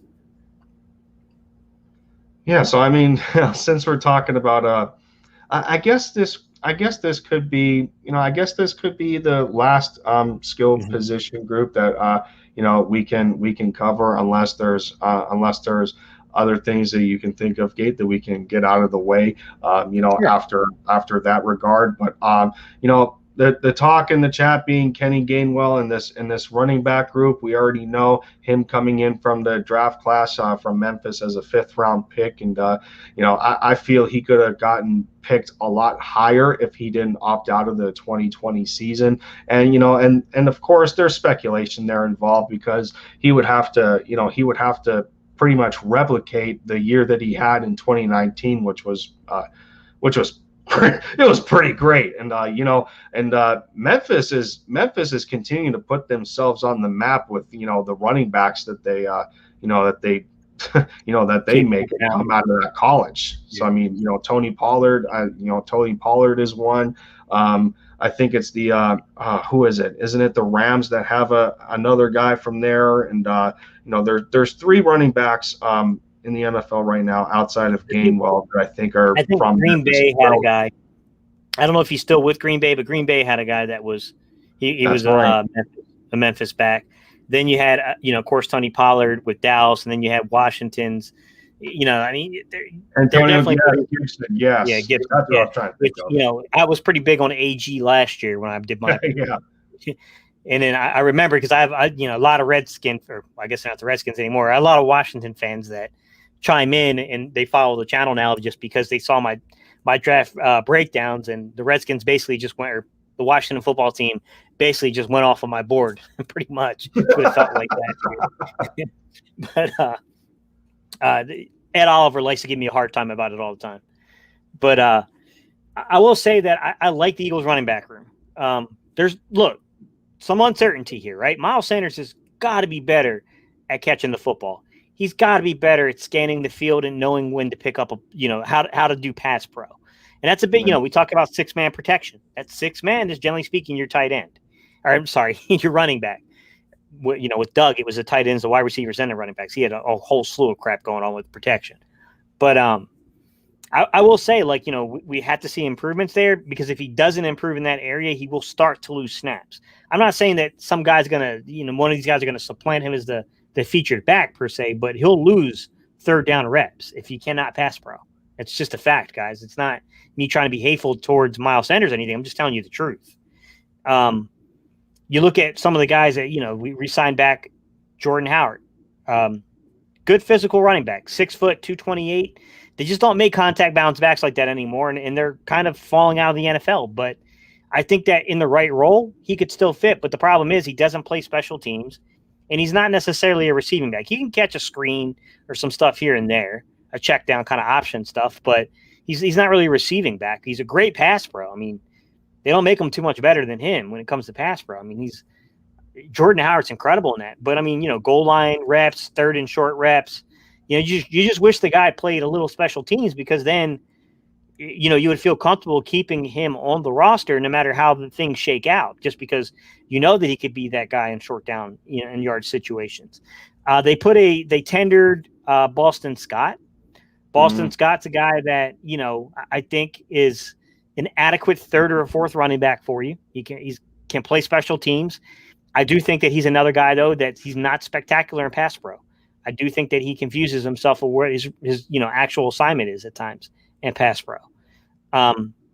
He may not make this roster. I mean, that's just the truth. Maybe he does stick because he can, be in pass pro. Maybe he doesn't. Kerryon Johnson, big signing coming in, right? I mean, guy, I think we claimed him, if not mistaken. Very similar to Miles Sanders, almost identical builds, 5'11", 206 pounds. Kerryon Johnson is a very good pass pro running back. I'm not going to call him a great receiving back, but I think he showed decent hands, okay hands. But he's a guy that can help you out in pass pro, and he can run. You go outside of Kerryon Johnson, you got Boston Scott. We talked about Jordan Howard, Kenneth Gainwell. Look, Kenneth Gainwell is going to be on the roster, in my opinion. He would have to be particularly bad not to make this roster. Let's just be honest. They definitely selected him with a role in mind. You know what I mean? And I think he's going to be a receiving back. I think he's going to be that prototypical rookie scat back that you use in an offense. I could definitely see him having that role. And then, you look at guys and you think to yourself, can anyone sneak? Can anyone sneak onto the roster, right? Is there anyone here that can just maybe make their way onto the roster by pure chance or luck? And, you look at guys like Jason Huntley and Elijah Holyfield and those guys, right? Adrian Killins. They can contribute on special teams, right? I mean, special teams is going to help. And that's the area that concerns me about a guy. I see some guys talking about Jordan Howard. Good point, Jack Talk. You got Jordan Howard ranked number 1, Kerryon Johnson ranked number 2 in pass pro. It's a very good point. But that's also leads you to the confusion here, right? Because Kerryon Johnson can be a pass pro. He can run the ball a little bit. He can receive the ball a little bit. Jordan Howard can be a good pass pro back. He can get you short yardage, so third and short, things like that, and he can get you goal line snaps. The question is can Kerryon Johnson or Jordan Howard really contribute on special teams? And I think that's the problem is that I think they both could be a number 2 back if something happens, and they could take the majority of the workload if you had to. But I don't know that we're going to keep both of those guys. I think that's where Boston Scott might be feeling like, you know what? I'm probably going to definitely lose touches. I'm probably not going to be as important to this offense as I once was, but I'm probably still going to make the roster. I think he probably thinks that in his head. But, look, I mean, Adrian Killins would make an interesting punt returner or kick returner. The kid's electric. Yeah. I mean, Jason Huntley can make the same argument. Fast, good, elusive speed. Makes a lot of sense in that kind of role. It's just, Elijah Holyfield could potentially be a practice squad guy that you call up if you really need a short yardage back. If you just feel like, you know what, we're really struggling in the goal line and we need a guy that can go down there and thump somebody and get across the line. Maybe, if you let a guy like Jordan Howard walk, maybe you bring Elijah Holyfield up for a game or two to kind of set the tone. Although I will say, like, he was on all last year, and I don't know what it was about the coaching staff, but they just flat out refused to use him. I mean, they were more comfortable using Adrian Killins and Huntley. So, I mean, I don't know. New coaching staff, so maybe that matters none at all. It might not matter at all because it's a new coaching staff coming in, but hard to say. I think it was the last 2 years that Holyfield has been on this roster. I think even in 2019. And they signed him back in December. Yeah. Yeah, he barely I don't even think he's seen the field at all. I think he dressed for the last game against Washington last season, and he didn't see the field. It's just that's a weird situation to me too, because it's like, if Elijah possesses something to where he can be of use to you, then, why would we sign back a guy like Jordan Howard if Jordan is capable of providing you with, those similar traits, but on a higher level than a guy like Elijah. And it's just, well, I'm still trying to figure out why Elijah is still here if he's not going to rise up, out of the practice squad and actually see the field. That's one thing that doesn't make sense to me. And it's funny because, I've been plagued with this thought for quite a while since, I guess since the initial waiver claim with Kerryon Johnson and, the primary competition for him being Jordan Howard. And yeah, I just don't see a scenario in my head where both of those guys are going to, be on this roster, in terms of, and it's funny because we just talked about, who was it? Milton Williams and Teron Jackson having that kind of perfect contrast between each other in their technique as pass rushers. Well, it's kind of the same thing between Kerryon and Jordan Howard, even though they're two different kinds of backs. But it's like, it's like one guy's a bit of a power back than the other. Like they're both capable of doing that. But Jordan Howard's a little better in that power kind of concept to Kerryon, but Kerryon is better in as a pass catcher than Jordan is. And you're trying to figure out that. You're trying to figure out, who's the better contributor on special teams and all those kinds of scenarios. And it's just it's boggling my mind a little bit as to I don't know if I see a scenario where both guys make it on this roster. And I don't know if this is going to be the case, but in my I'm trying to think of my content here, but I did a early prediction for the running back position, and I don't know if we're going to suit up four of them. And it's probably going to be three, but I chose four, and my four were obviously Miles Sanders. It was Sanders at 1, Kerryon at 2, Gainwell at 3, and then I actually had Adrian Killens called up at 4 because I feel that, and I understand that, getting a new contract doesn't guarantee that you're going to be here necessarily, because he signed a 2-year deal. So I have to imagine that, this coaching staff, maybe at some point they've seen something in him where, outside of that, that only negative yardage play that he has to his name, that, there's something that he can provide for this football team. And it looks like it's going to primarily be special teams in that regard, just so we don't have to necessarily have a receiver out there as often, and they can focus, and they can put more of a focus on offense. So, I mean, I don't know, man, but yeah, that's the biggest, that's the biggest debate that I'm dealing with right now is, I just don't know if Kerryon and Jordan can, share that room together.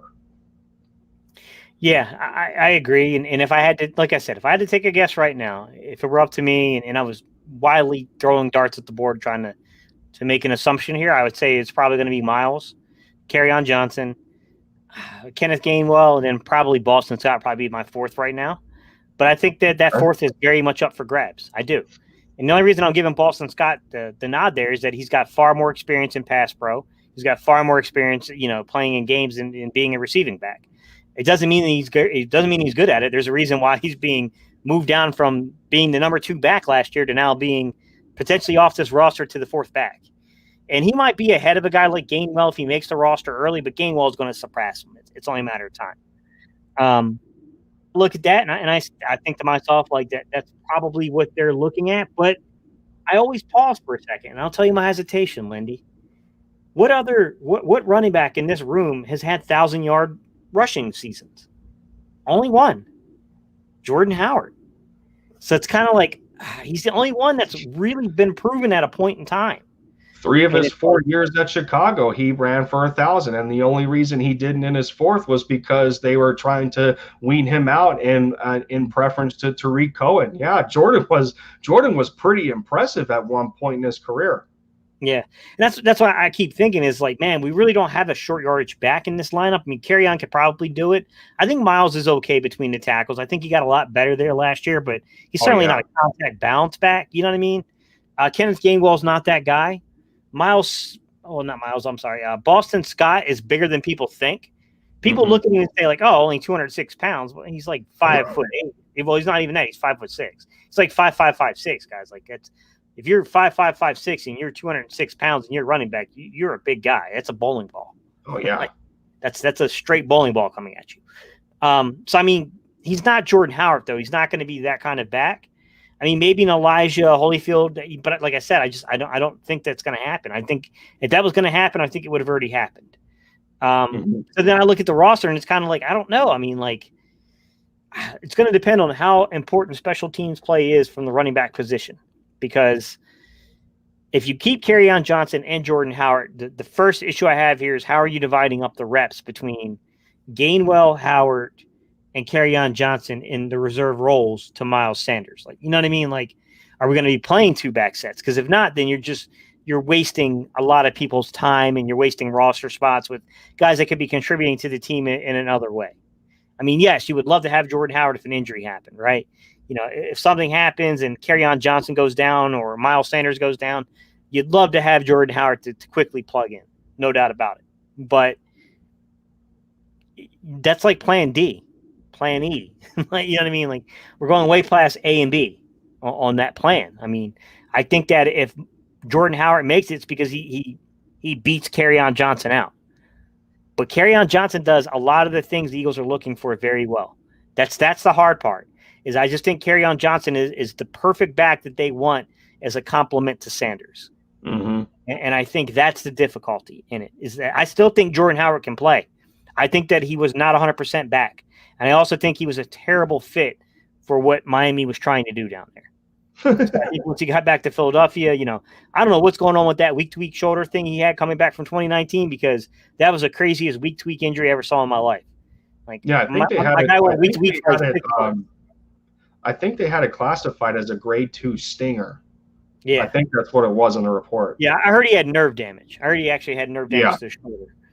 But I mean, it's just crazy that he was out that long. And I think that, you know, like, if I'm understanding the injury correctly, it's really a loss of sensation and feeling in the shoulder, which probably would affect his ability to lower the shoulder pads, get through contact, hold on to the football through contact. I think that was more so probably his issue coming back. But, I mean, if the guy is healthy, I think he's got a fighting chance. I just, you know, if I were setting the roster up right now at this moment without seeing these guys in pads on the field in the system, I think I would have Howard off. And that's crazy. I don't think that 3 dudes are better than Howard at the running back. I don't. But sometimes it's about the fit in the field. I like Gainwell. Gainwell is not a better player right now than Howard is, but that's not the way the NFL works. Gainwell's a rookie with a lot of upside and a lot of potential, and you like what you're going to get from Gainwell by the end of this year going into the following next 2 to 3 seasons. So that's why you keep a guy like Gainwell. The only argument you can make is that the Boston Scott differentiation is special teams and the fact that he can catch the ball. Jordan Howard's a much better, you know, he can run in between the tackles. He can run in the goal line. He can pass pro for you. Like, he just can't play special teams. And if he played special teams, I think he would definitely be in consideration for a 4th back, just because he doesn't have a lot of other options. I mean, he admitted it, that the only really phone call he got was Philadelphia. So, you know, maybe he's a guy you can kind of keep too. Yeah, I don't know if I can completely see it. Although, you know, and you just brought it up on Jordan Howard's resume. Like, you know, he may very well still have it, and I guess this could be used for reference because it seems like a similar injury. But you know, what happened to Chris Paul the other day in Game 1 of the NBA playoffs, where they were playing where the Phoenix Suns were playing the Lakers, and that collision that you know, Chris Paul had, and he tried to play in Game 2, but it was said that he couldn't even get his own warm-up uniform off by himself. Like, somebody had to help him because of the lack of motion in his arm. So you would have to imagine that, you know, Jordan Howard might have went through something very similar to that, and can only imagine how debilitating that could be, and, you know, in terms of performance, with football being a lot higher of a contact sport, I think, than basketball is. So yeah, man, it's crazy to think about. And you know, Jock Talk brings up, and he's saying all Miles has to do is average 59 yards over 17 games, and he will have over 1,000. So yeah, I mean, I like where I like where Miles' mindset is right now, to where he was asked about the 17th game and how he feels about it, and he goes to, I forget who the reporter was that asked the question, but Miles confidently answered in a matter of like, you want me to be honest? And they're like, yes. So he goes, more games, more yards, and that's something that you want to hear out of these guys. But I don't know, I don't know, because I think of I think of the injury history that Miles has already, and the last one that he's had was a hamstring, which is not ideal. On Johnson has a weak meniscus. You got Jordan Howard with that shoulder stinger. Boston Scott has been banged up, I think, a couple of times, not too often. So really, out of that group, the rookie Kenny Gainwell is one of the healthiest running backs on the roster at the moment. That we have to imagine that's going to that's going to make it. That's going to make it to game day, possibly, depending on how we line up things in the offense. And but I don't know if I can completely see Miles as that pure 1,000-yard rusher just because of his skill set. Now, it would suggest to me that maybe from an all-purpose level, like I gave a prediction for Miles to have about, I think it was like 17 to 1900 all-purpose yards if he's used correctly, I feel. And and that's also going to depend on if we still stay under the the committee philosophy when it comes to running backs. But at the same time, with the injuries that Miles has gone through, it really makes me question as to how durable he is to be able to handle the amount of carries that the fan base would want him to have in the first place. I think a guy like Saquon Barkley has had that amount that we're looking for, watching these football games. And sometimes and I guess at one point it got the best of them. And I guess, I don't know, I don't want to say that because it sounds, it doesn't sound good because he had that ACL injury. But there's kind of a significance there when we bring up injury history in the first place. And I want to know from my perspective, I want to know going into this is like, is Miles going to be healthy enough to have this kind of workload? That's a good question. I mean, he's been hampered a lot by the, soft tissue injuries, hamstrings, stuff like that, strains. It's hard to say. I mean, potentially. It makes you think. Yeah, potentially. It makes you think. Yeah, potentially. But I mean, like other guys that are his size that are much more physical running backs have had a hard time too. I mean, you got what's his name? A young man from Minnesota. What is his name? He came out of Florida State. Dalvin Cook? Yeah, Dalvin Cook. Dalvin Cook's about the same size as Kenny. I'm sorry, he's about the same size as Miles Sanders, and he struggled. He struggled to stay healthy with the style of football that he plays, and he's a guy that, he gets a lot of reps. I mean, I think that's where having certain like guys like on Johnson in the fold, it helps. Like having Kenneth Gainwell in the fold, those things help. I mean, it can keep it down to, like, I don't think that, look, 15 to 20 touches a game, sure, I think he's okay. I don't think you want Miles going over that many touches. I think that's when you get yourself into some pretty complicated things when it comes to keeping him healthy. Yeah, I mean, and that's and I would think that is considering like the totality. I don't think that's just factoring carries as a rusher. I think that's I think that's considering as a receiver. Going out on wheel routes and everything that he's pretty darn good at doing. And there's quite the amount of examples of those kinds of plays. And and you talk about Miles, and then he's in the same boat as Dallas Goedert right now, that he's got something, he's going to have something to prove that that his rookie contract is coming close to an expiration as well. So it's like and I was at the point at one time, and this was before on Johnson was on the roster, but And, I don't know if this was a hot take at the time, but I felt that it was close to being appropriate because of the skill set that Kenny Gainwell possesses.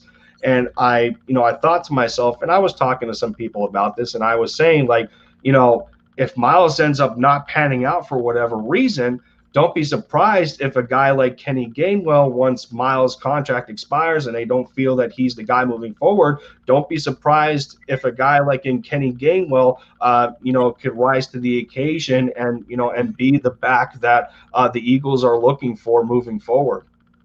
It's possible. I mean, I think it's going to depend upon what kind of contract Miles Sanders is seeking. Yeah. I think the Eagles would love to have Miles Sanders back. I think that he is a very explosive football player. But I mean, look, you got to live with the fact that he's kind of, like I said in the video I did about him, he's +3, +1, no game, lose one, then breaks one for 70 on you. Like, that's just how he is. Like, you got to be able to live with that. I mean, home run hitter. I mean, he was Saquon Barkley's teammate in college. They kind of resemble each other in that sense. Only Saquon's a bit more explosive. Yeah. It's crazy how much they resemble each other. But yeah, man. So almost 2 hours coming to a close here, and I guess I can finish on the quarterback position. And there's not really a whole lot to get into, obviously. And somebody brought up the question about if Jamie Newman becomes, if Jamie Newman becomes something, would he be, could he be a possible victim to waiver claims if we don't hold on to him, or is somebody going to want to trade for a guy like that, depending on his development and stuff like that? I think Jock Talk brought up that idea, but the crux of the quarterback position and what I was thinking about is, and this was asked to me by a couple of people, and before our stream, I headed over to the Nest Out West's channel. He was doing a call-in with Birdman 951. Shout out to those guys, and I was able to get in there for a little bit. And they asked me, what would it take? I think they said, like, how many games would Jalen Hurts need to win? To kind of set an establishment that he's the guy moving forward. And I personally didn't set it on the premise of him winning an X amount of games. And the reason I say that is because of the fact that we've seen the kind of commitment that was made to number 2 of the Colts when he was still here, he who must not be named. And jokes aside, that's just how I go about it. But yeah, so I mean, like the commitment that they made to him when he was a rookie, and I understand, there's a difference in investment here because you're talking a second rounder to the number 2 pick in his draft class. But my idea is that I'm personally not basing it off of games, and that's just my personal opinion. And the NFL is a business, and and there's those kinds of decisions that'll intervene with my opinion. But what I would want to ideally happen for Hurts, I'm not basing it off a set amount of games. For me, it's about how well his transition, becomes from the collegiate to the NFL level. Obviously, he wasn't put in the most supportive position for that matter because of obvious circumstances in 2020 and him in the act of I call it one man's trash is another man's trash, because that is what it was.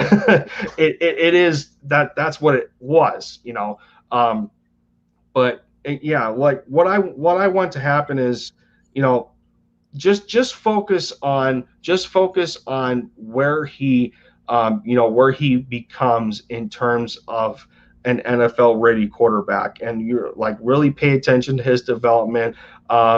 I don't want him shortchanged, to the fact that this should be, this year should be the ultimatum as to whether you should keep him or not. And I'm not going to put a premise on him winning an X amount of games, because it's how well the offense plays around him. It's how well the defense, develops with Jonathan Gannon, and how the team comes together as a whole. So if so, to correlate, if number two got the, if they made that kind of investment in number two, while he was here, going from his rookie to his second year, if they were able to do that for him, I would hope that, through due diligence and unfortunate circumstances, that they would do the same thing for Hurts. Yeah, it's for me, I don't base it upon wins. It's a team stat. It's not going to tell you necessarily an individual's play.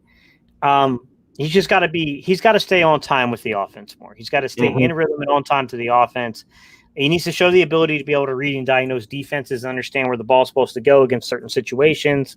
The Eagles need to do a better job of putting him in better situations to succeed on plays.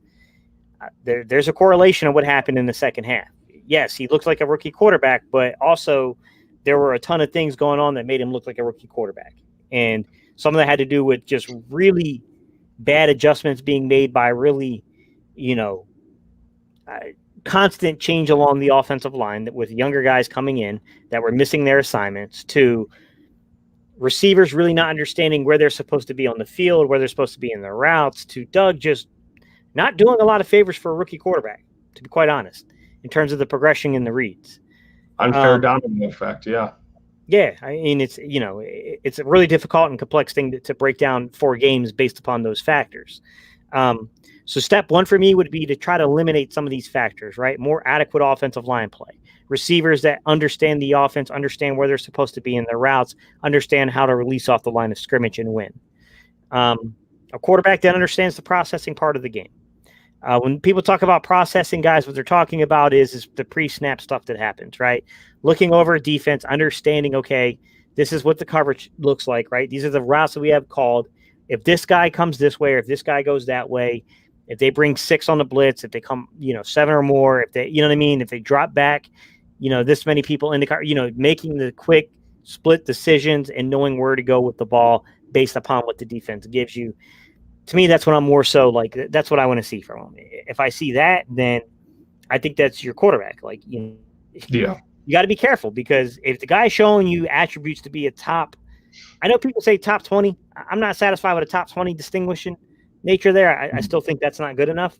But if he's showing you, I'm not saying he has to be this guy this year, but if he's showing you the attributes that equal a future of being a top 15 or better quarterback, then I think that's a guy you keep. I don't think you keep trying to upgrade over those type of players, because the quarterback position is very fickle and you can make a lot of bad decisions, assessing quarterbacks. So if this guy is already starting to take steps that makes you think that he could potentially be a top 15 quarterback in the league, you leave it alone. Like, if he looks like he's going to be a top half of the league quarterback, leave it alone. Like, you know what I mean? Like, you ride with what you got in Jalen Hurts. You try to develop this young man. You try to build the cast around him to win a Super Bowl. I mean, if you fall short, then you tear it down so many years later. But I think that if he shows you a trend to be a top half of the league quarterback, then you know what I'm saying? Then that's it. Like, that's who you rock with. That's who you go with. Until at least get him into the position to show you if he has that magical moment in him, right? There's plenty of guys that are top 16 quarterbacks, right? Top 15, top 16, upper half of the league guys, but they just don't have it in them in those special moments to make a play. Get him to the point where you feel like he's a top half of the league quarterback, and getting in position to be in the moments to make special plays to see if he's got that magic in him. And then you make the assessment. I mean, I think that's what you have to do. Yeah, and we just bring up the whole thing with the coaching staff and the new guys that we brought in here, and sometimes this goes under the radar to me. I think Brian Johnson being here is no coincidence. They did this on purpose, for Jalen Hurts, like the kind of the kind of upbringing that they had together, and that kind of personal chemistry that they have developed since Hurts was a kid. That's a move. That's a move that makes you sit and think, and it's like, well, look, there's a pretty strong emphasis here on them wanting this kid to succeed. So I don't think there's any reason to I don't think there's any reason to doubt in terms of kind of like a quick collapse sort of thing. But Sure. yeah, man, definitely. So whew. Plus, Shane Steichen's background with Justin Herbert, Yep. things like that. I mean, you got Nick Sirianni and his background with Jacoby Brissett, an NC State guy.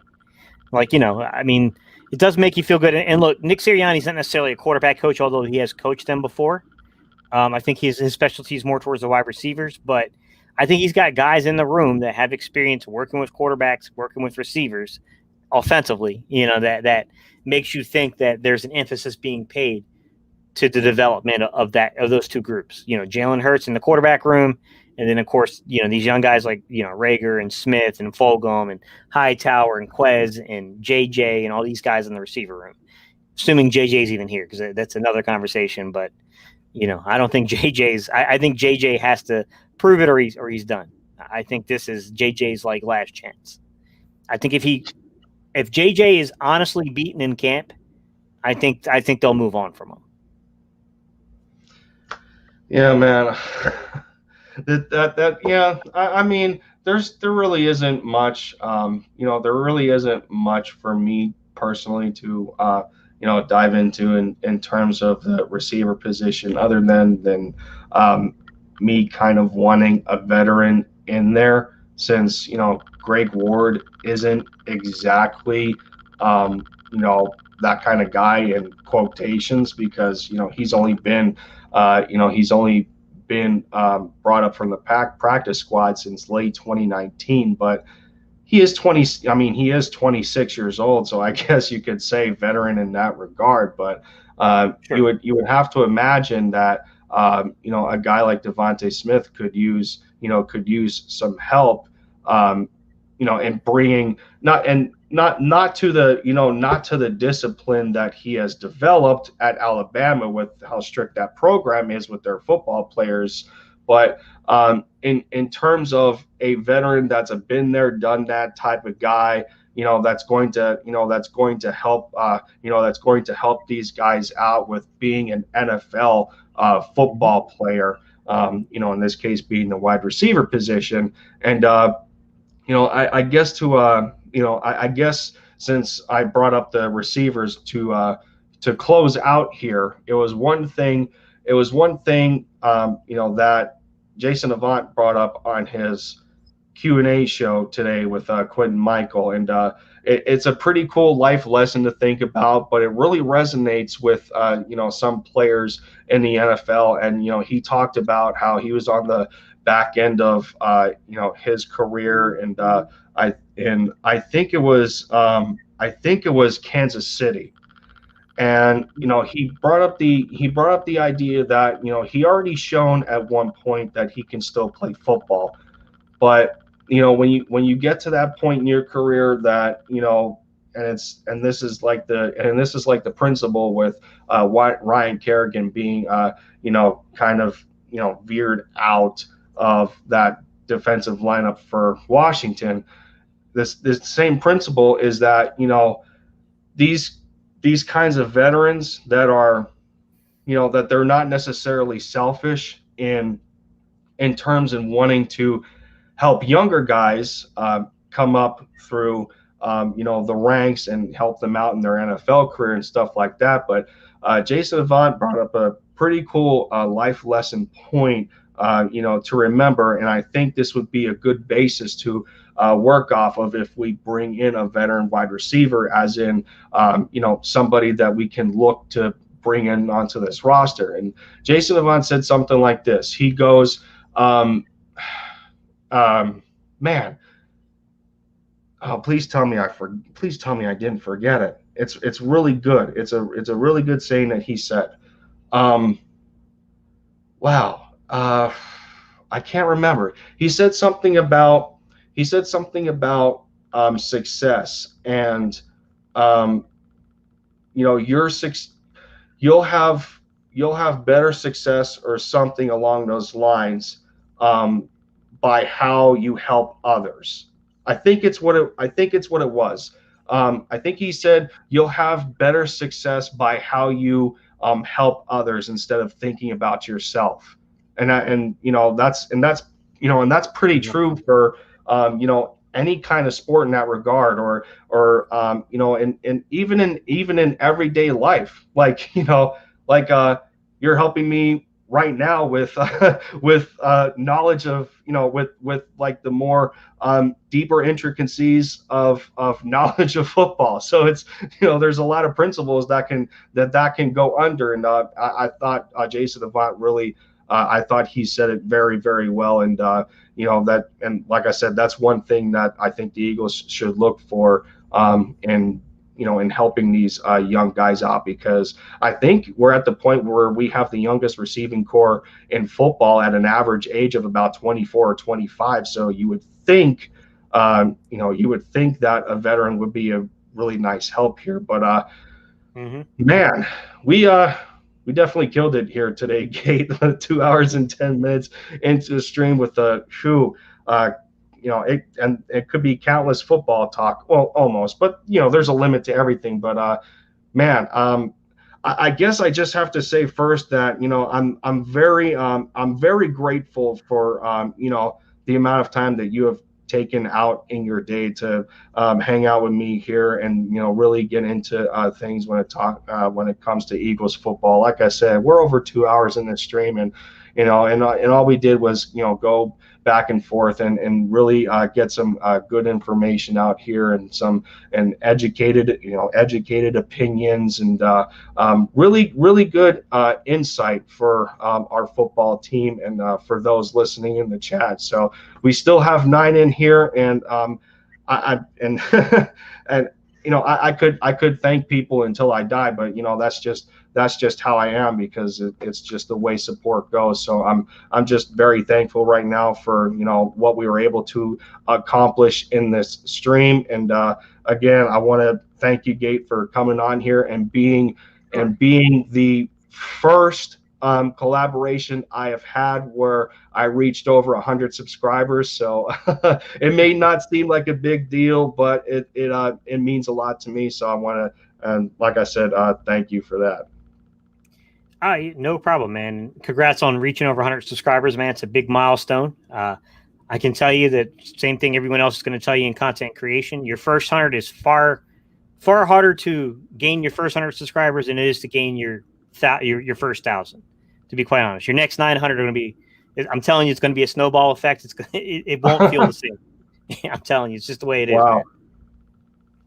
Yeah, but what's going on here? So Howie Roseman is in the house, and he doesn't want me to end, but he has a question. So I'm not sure if I want to await this question, since there's quite an amount of times where Howie Roseman has been pretty unpredictable to us in trades and everything. But if he can get his question shot out here quick before the stream concludes, then I'll entertain it. But Jordy, thank you, man.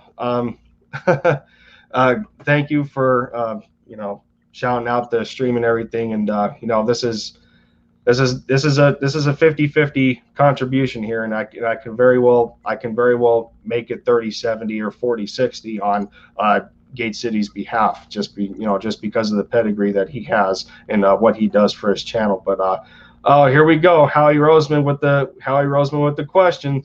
Why was Jay Jaw a bad pick and he was the best available? Oh, troll alert, I think, maybe. Well, I mean, if we're being honest here, Howie Roseman, in my opinion, Jay Jaw was an analytics pick. He was definitely an analytics pick, in terms of his measurables and everything, and the statistics that he put up in college at Stanford as being one of the top 50-50 receivers in the country, and yada yada. And I guess you fell in love with him too quickly to take him early in the second over a guy like DK Metcalf. But speculation can really drip at a high rate. But if I'm not mistaken, J-Jaw was mocked to as late as the 5th. So that's your reach, not mine. But Yang Gang, thank you so much, man. A big play Slay already saying get out of here, Howie. And I guess it's safe to say that Gate and I can get out of here and close this stream out, since we're well over 2 hours. And it's a lot of brainstorming with opinions and going over football. But at the end, thank you thank you very much, and congratulations for over 100 subscribers. It means a lot to me. And once again, for Gate City Sports being my first collaboration after hitting that milestone, it makes it even better. So Gate, thank you again. We killed it today for our first collaboration, man. I think that's safe to say. And does it make sense to shout your channel out? But I mean, I'm sure that everybody in here already knows about you. And man, so go ahead, man. You can I'll let you close out on your part, and then we can get out of here, man. So shout yourself out and everything that you do. No problem, guys. If y'all don't know who I am, my name is Steve, Gate City Sports Channel. You guys know me. We do 10-minute talks. We cover anything from analytics to film to just general discussion. We have epic Saturday live streams where you guys know they can reach as far as 5 hours or more. We've definitely been guilty of going over that mark before. No doubt about it. We appreciate y'all coming in, showing your support to Lindy. Look, big congrats, man, on getting 100 subscribers. It's a big milestone, man. Just keep at it. Keep working. You'll get to 1,000. Yeah, man.